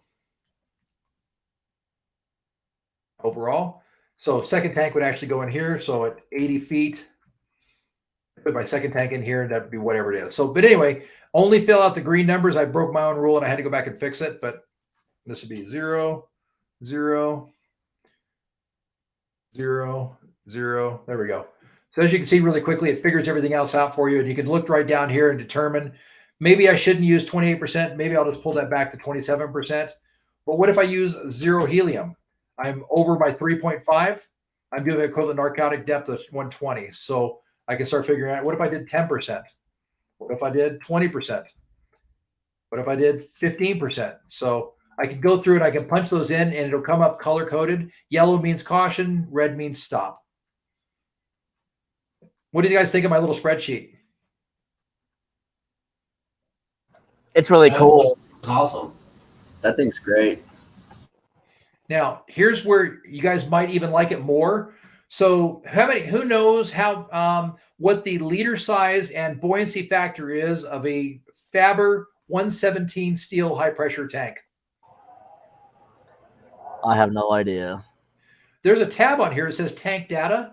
So click on that. Here is every tank that's currently in manufacture that I could find. Here's the manufacturer. Here's the type of it is. Here's its pressure full. Here's how many liters it is, how many cubic feet, how long it is, what its diameter, how much it weighs. Here's its buoyancy full. Here's its buoyancy negative. Here's its water specific liters. Everything you need to know about this tank is in here. For the most part, you're only going to need these first few columns. But if you wanted to know what a 117 cubic foot tank is, you simply need to scroll down and find it. A Faber 117. Let's see, that's going to be Faber 117 is right here. That is a 15 liter tank. We'll scroll it up here, make it a little easier to notice. It fills the 3442, 15 liters, 117.8 actual cubic feet. It's 24.2 inches long, 8 inches in diameter, weighs 37.6 pounds. It starts out negative 9 pounds and finishes 0.16 pound weight. And so it's got a 0.16 buoyancy when empty. So it's pretty much neutral at empty. You think that might be helpful for dive planning? Absolutely. So I also have just an OTU schedule in here, as well as just a quick SAC planning guide. So if you're trying to figure out your SAC rate really quickly, here's a nice little SAC planning guide for you in here. It's nice and simple. Again, it's got the OTU calculator and also this is an SSI dive table. So John, I know you're a NAUI guy, so it might have some variances from NAUI. I've never compared the two side by side. I do know there's some slight variances between SSI and PADI. So I would be surprised if there wasn't some differences between SSI and NAUI. But you're certainly welcome to go through that. There's quite a bit more difference between SSI and the PADI Bendomatic than there is between SSI and NAUI. That's kind of what I figured, but I wasn't sure. I've never compared them. So I just stick with the one with the SSI because that's the agency I work with. But overall, John, what do you think of my little cheat sheet? I like your cheat sheet. I have one that's very similar. Awesome. Well, perfect. Well, hopefully mine's better because I just want to be better. Depends. Do you have 1960 steel cylinders in there? If not, you're not better. I do not have 1960 steel cylinders in there, but I do have as you can see, I do have a crap load of cylinders in there. And I've got a tremendous amount of data on all of them, all the way down to Catalina S4, which is a 4 cubic liter tank. I've got a lot of crap in there. So I have some 72s in my garage. There we go. I've got 72s in here. I've seen it. Let's see, cubic feet. There we go. Oh yeah, there it is. There we go. I've got some 72s, some 71s, some 77s. I've got a crap load of tanks in here, but I sent this all to you guys as a courtesy. So please do not substitute this for proper training, education, or understanding and understanding what the math is before it. But please, the way I use it is this would be tank 1. And it even says tank 1, which would be your primary gas. Tank 2 would be a deco gas. Tank 3 would be another deco gas. So the way I do it for twin sets or for side mounts, if I'm using 80 cubic foot tanks, I make a change to one of the other. I either think the tank size on an 80 is a 22 cubic at 3,000 PSI, or I say it's 11 cubic feet at 6,000 PSI. It comes out the same either way. It's the same mathematical formula. I tend to prefer to do it just one way though, and do it with the tank size.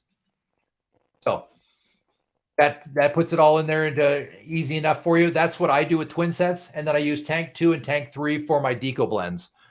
Tank 2 will be usually my first deco blend, which is typically a 55 or 60. And tank 2 is always tank 3 is my second deco tank, which is typically 80 to 100. That is my personal cheat sheet.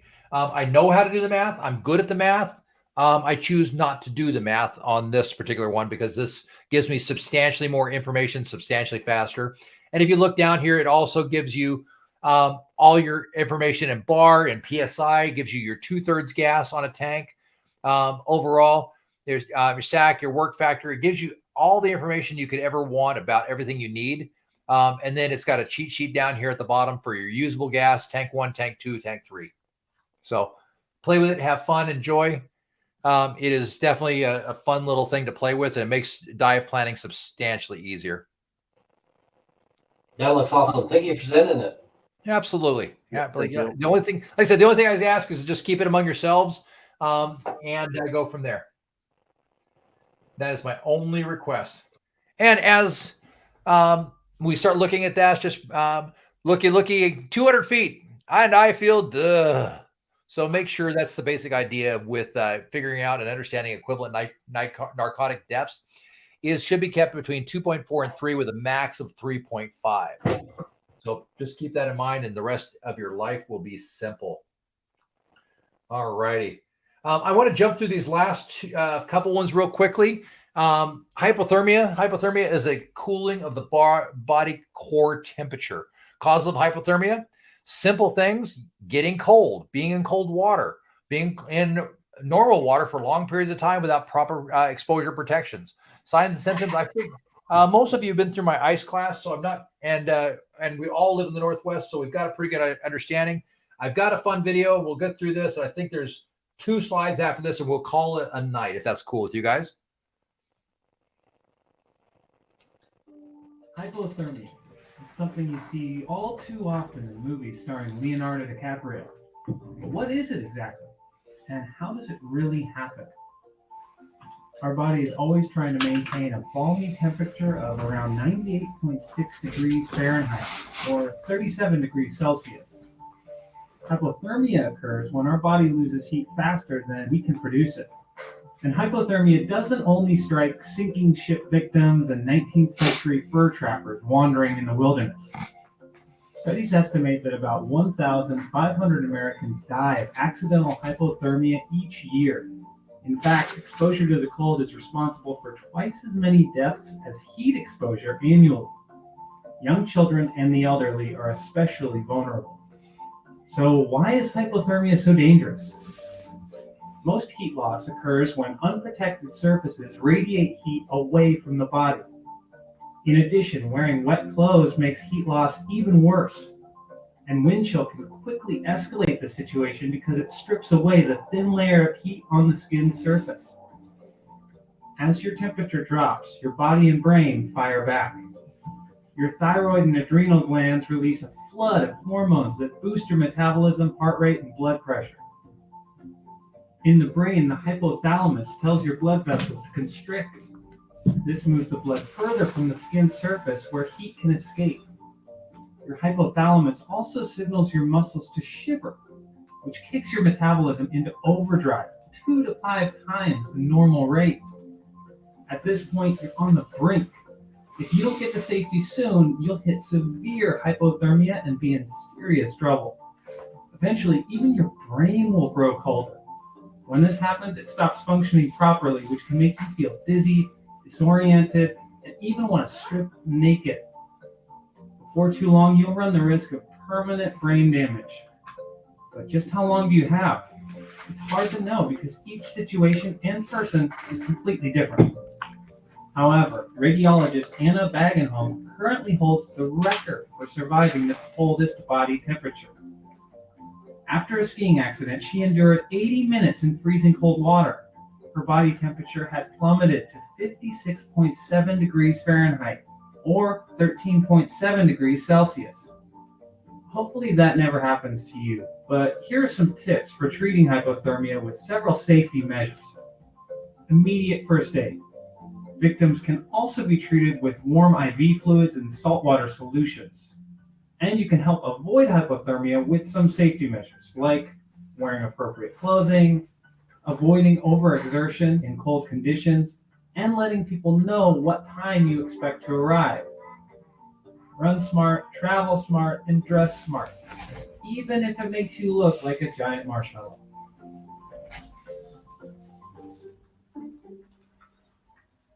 Kind of a fun little video. I like those quite a bit. Now, interesting enough, Donnie shared. Oh, Donnie took off on me. Donnie shared a really interesting story about somebody that got hypothermia in the desert. and was able to get. They were in 122 degree weather, sweating, got into 70 degree cooling hut, and ended up, because of the huge differentiation in temperature, they actually started getting hypothermia while they were in the desert. So hypothermia can happen on a dive boat. Absolutely. You're in 110 degree weather out in the middle of the ocean, and all of a sudden you get in the cold water. It can actually create and cause hypothermia. So I want you to realize that hypothermia doesn't just happen because of being in the cold. It can happen overall in a lot of different situations, going from very, very hot to very, very cold very, very quickly. Does that make sense, guys? We good to go? Yeah, it makes sense. Yeah. Interesting enough, I thought that was an interesting story that I picked up the other day from Donnie. I have not seen that. And it's a pretty rare situation, but it absolutely something can happen. All right, guys, I'm going to go ahead and wrap it up there for now. Tonight, we covered quite a bit of interesting stuff. We recapped missed from the previous night's information that we talked about. And then we also did a recap basically on the understanding of, let's see, there it is, of half times. I gave you a simpler definition of half times overall. And we used the idea that the body is made up of sponges that absorb things. And we have different quality of sponges, basically, with the idea that some sponges absorb faster, some absorb slower. And that's what's absorbing, and that's what's happening in our tissue compartment. So we gave you a simpler definition of that as well. Once we got past that, we really talked about oxygen of the diver, and we got into normoxic and hypoxic. Bryce, what's normoxic? That's air mix with just regular air in it. Absolutely. And Dave, what's hypoxic? Hyperoxic, I mean? Is that the one that's below like 21%? Like, no, hyperoxic. Oh, hyperoxic. Yeah. Yeah, it's higher than 1.6 or higher. Absolutely. Dustin, give me 2 symptoms of CNS that that you might feel in yourself or see in somebody else.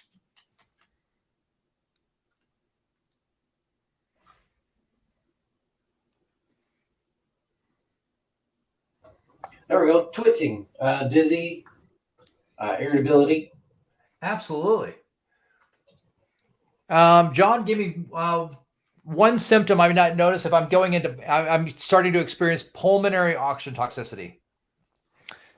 Difficulty breathing, reduced vital.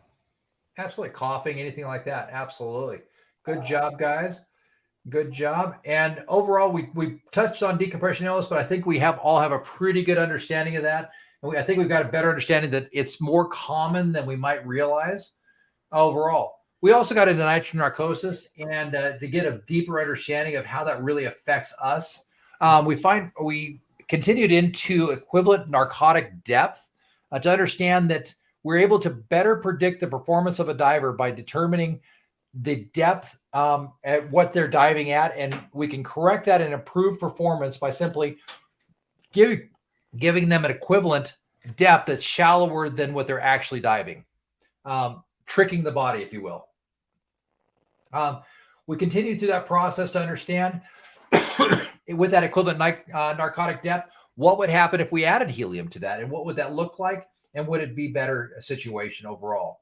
And then we finalized everything with some hypothermia talk to make sure that we had a better understanding of what hypothermia really was. Guys, what questions do you have?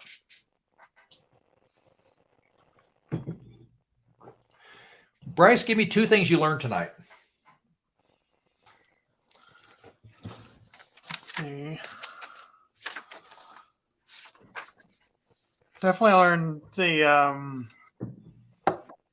equivalent narcotic depth. How to calculate that out. Never seen that before. And when you would use the accelerated decompression versus a standard decompression. I never knew there was much of a difference. Absolutely. Cool. Ivan, give me 2 things you learned tonight. Oh, yes. Same thing. The equivalent narcotic depth. I had not looked into that at all. So that's quite informative and something I'm going to be still looking a lot more into in the future here. Half time's a little bit better explanation, along with a little bit more of the gradient factors, the Bowman and stuff. So that was all good stuff.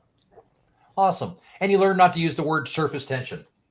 Ah, yes. I'm sorry about that. I was cheating and I shouldn't have been. I apologize for that. So I taught Ivan a bad word that he shouldn't have used and shouldn't have been using.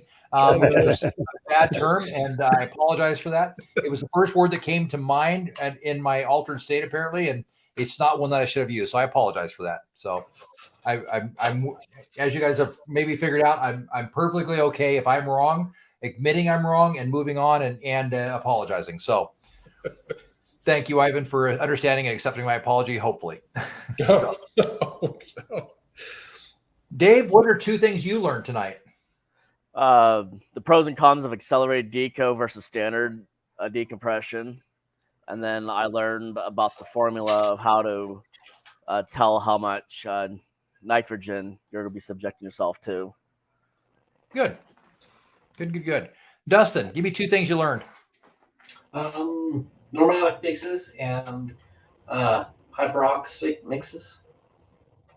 Okay, I'll accept that. Aaron, you're pretty smart. You probably didn't learn anything, but give me 2 things that you found interesting. I actually learned a lot about the oxygen toxicity. You know, as an EMT, we were always taught about it, but not really why or what or how. Oh, You good. just know what to do and what to look for. So actually learning the physiology behind it is kind of interesting, for sure. And then getting into the trimix stuff, something I haven't done. So Awesome. We definitely touched on that. John, what did you learn? Well, I read a crazy amount anyway, so there's a lot more reinforcement for me than learning, but I did like the CNS explanation of how free radicals are affecting the cells, because it's been a long time since I took organic chem. Absolutely. Some interesting stuff. And talking about the hemoglobin barrier, I thought that was insanely fascinating today. If you'd like, I'll be happy to email you that article.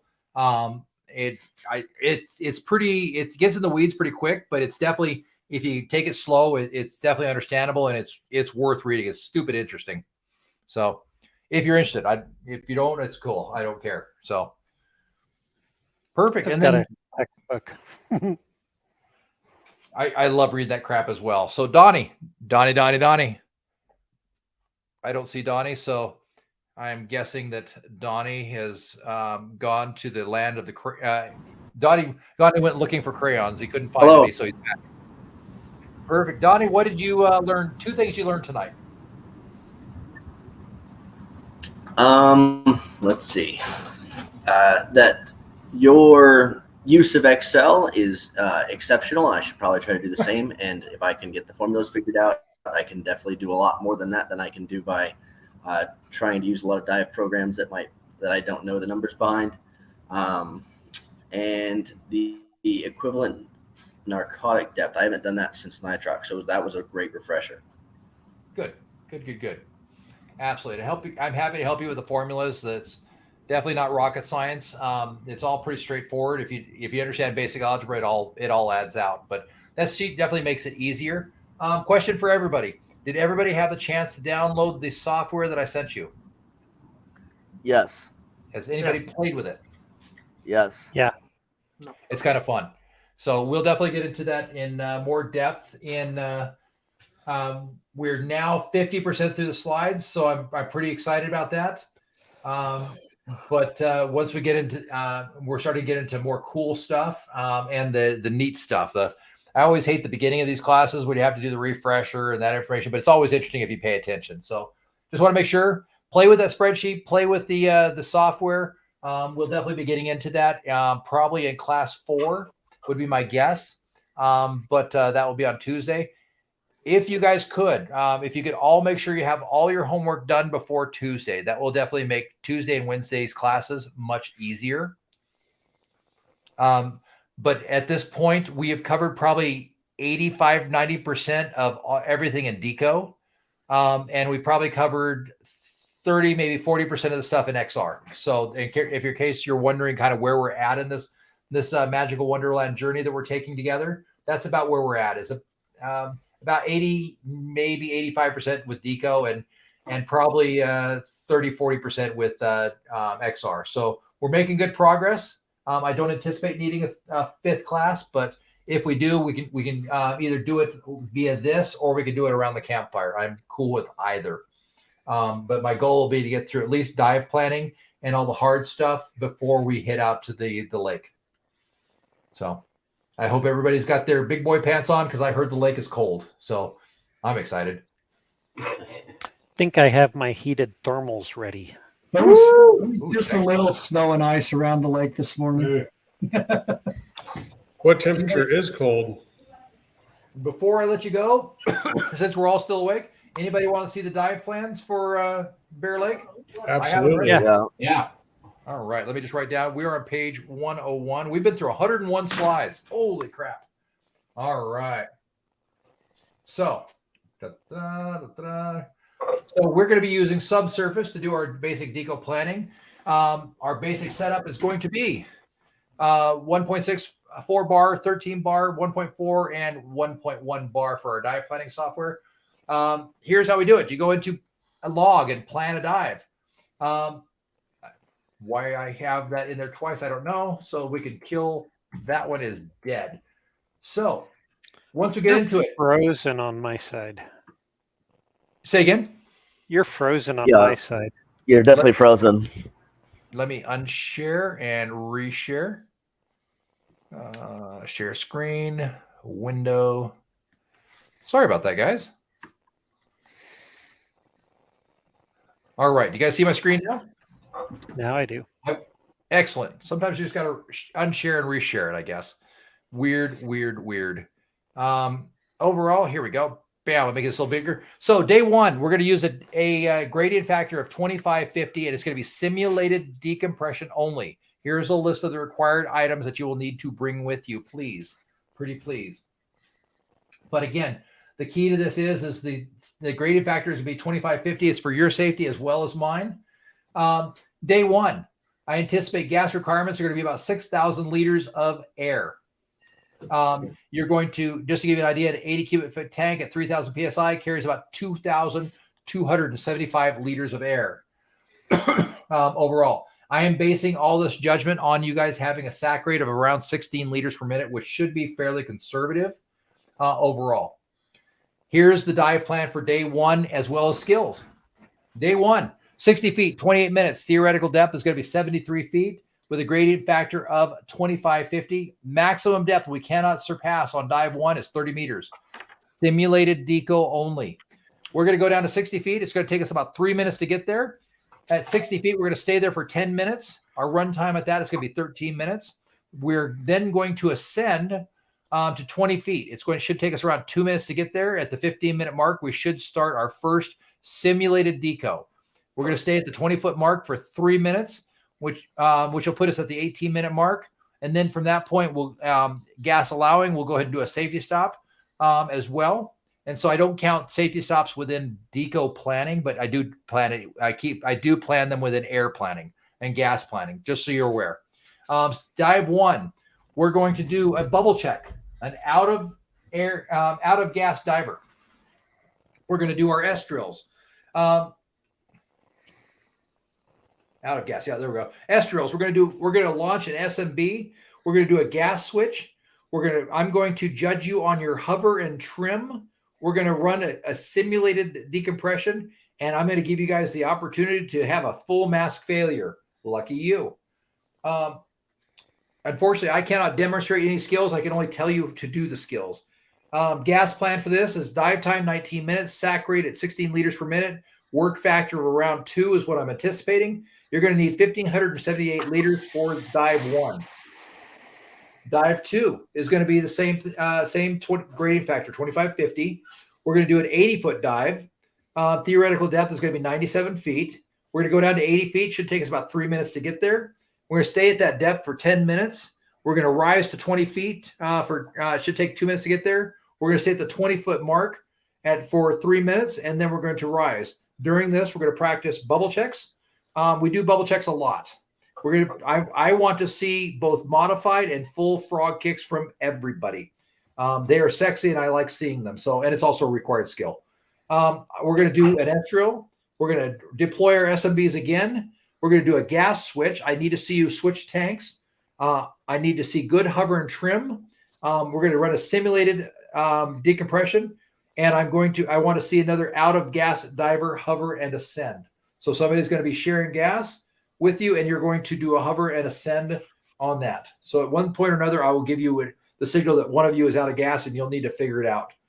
At this point, we should pretty much have a good understanding of how to do that. Gas planning is a 19-minute dive at 16 liters per minute. With a work factor of 2, you're going to need 1,939 liters of gas. Again, an 80 cubic foot tank holds about 2,200 liters of gas.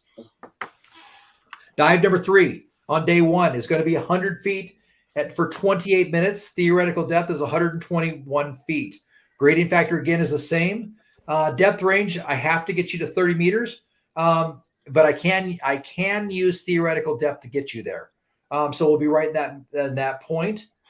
Maximum decompression time is 15 minutes. So we're going to go down to 100 feet. It should take us about 4 minutes to get there. We're going to stay at 100 feet for 10 minutes. We're going to rise to 40 feet for 2 minutes. It's going to take us 2 minutes, and we're going to stay there for 2 minutes. We're going to go and simulate doing our gas, our decompression at that point. We're going to stay there for 2 minutes, and then we're going to rise to 20 feet for 1 minute.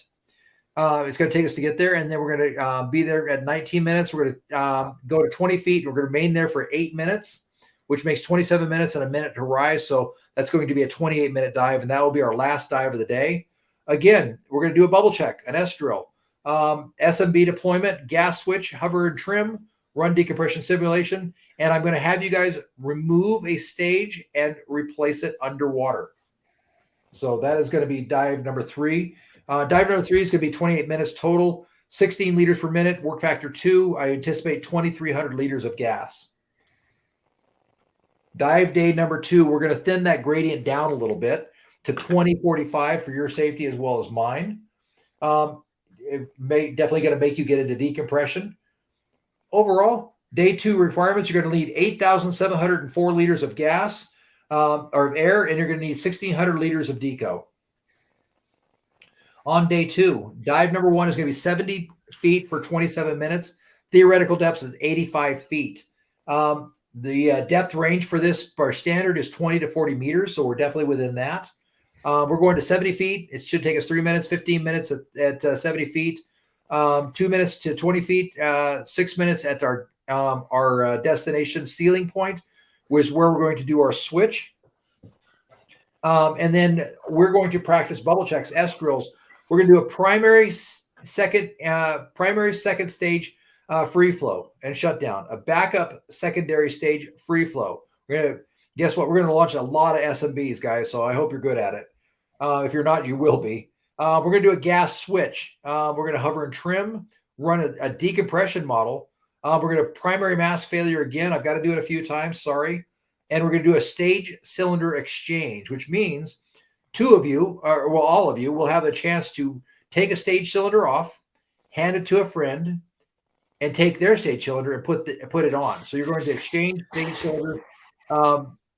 In open water, we practice past the mask. You guys are going to play past the stage cylinder.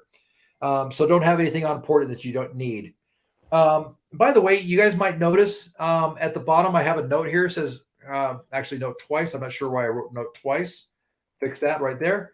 That it says bottom time is NDL compliant. All these dives are within NDL range. You're not actually doing deco, but it's for your safety as well as mine that if something happens, we're well within non-decompression limits for our safety that I could grab you and take you up. For this dive, it's going to be 27 minutes. You're going to need 2,400 liters of gas, 2,500 liters of gas, and 171 liters of deco for this dive. Dive number 2 is going to be to 90 feet. We're going to go down and spend 10 minutes at 90 feet, come up to 30 feet for our deco. And then we're going to come up to 20 feet for some more deco. And we're going to stay at 20 feet for 7 minutes. So this one will have a total deco time of 8 minutes of deco time on this particular one.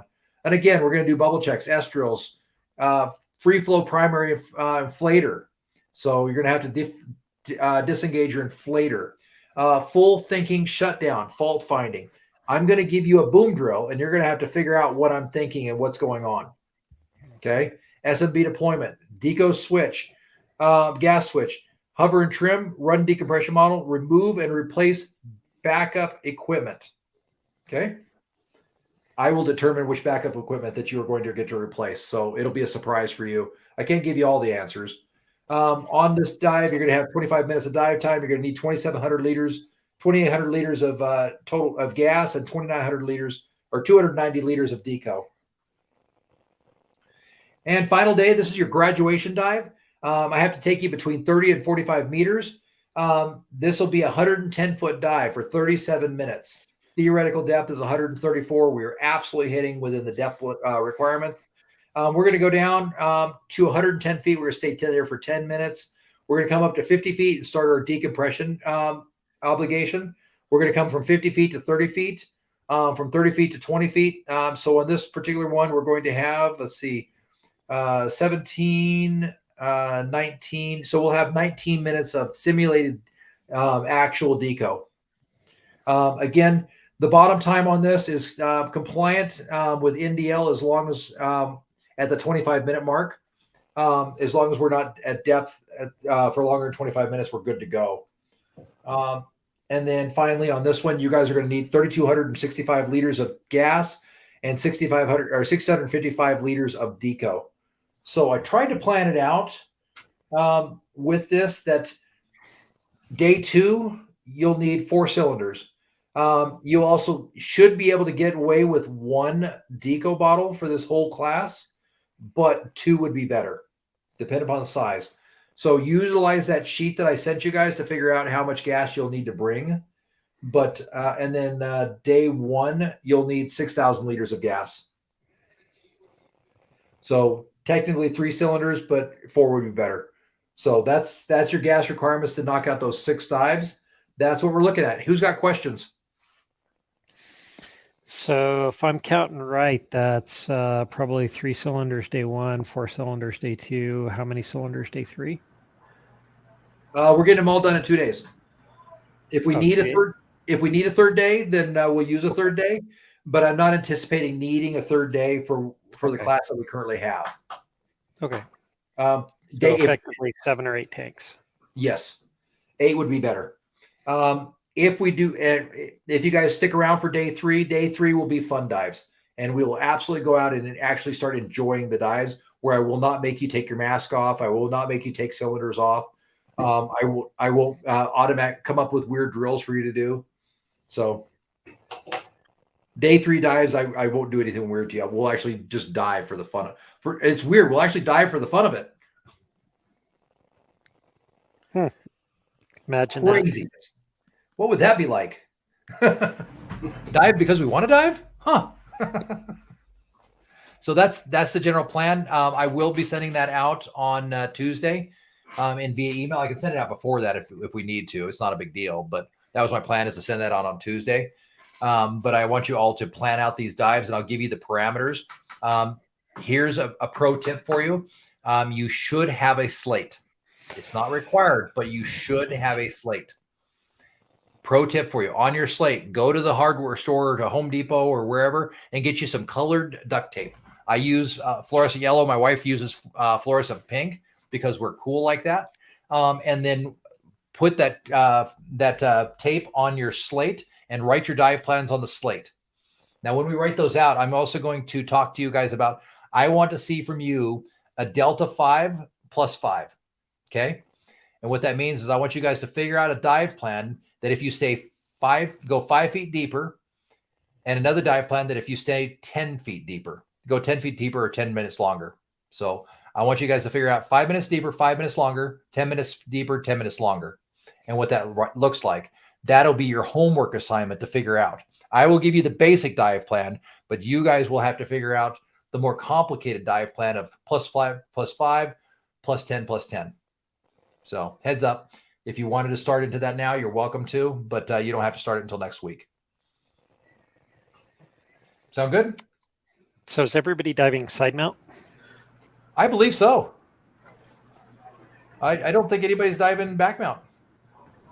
Aren't you going with Donnie this weekend? I'm doing a different class with Donnie to knock him through some stuff that for his for the search and rescue stuff. And what I'm most likely going to do if I'm not able to get a side mount set up for Donnie by then is I'm going to readjust Nikki's K2 into that so he can dive side mount with that. So you'll just need to come up with regs and or not regs, but tanks, Donnie. So if we haven't got you dialed in by then, I'll just put you in Nikki's. Fair enough? Yeah, I should be able to swing setting up a side mount rig. If not, I've got a twin set we could throw in there into the mix as well. Yeah.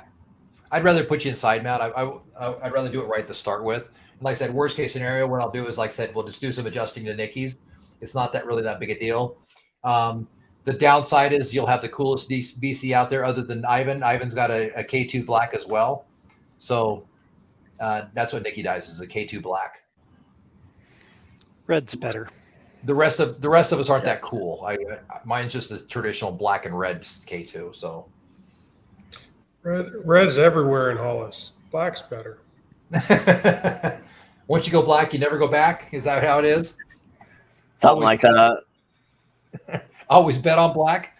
Throw a little Wesley Snipes in on you. Passenger 57. So cool. All right, guys. What questions do you have? I tried to give you a little bit of a preview of where we're going and some fun stuff to play with over the weekend.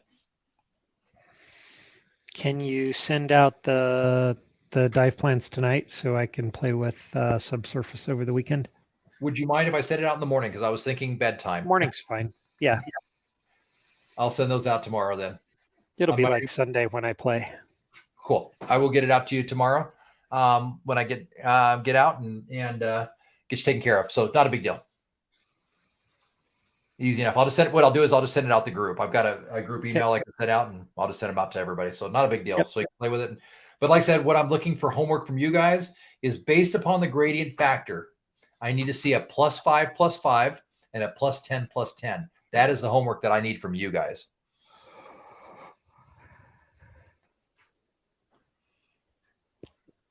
Easy enough?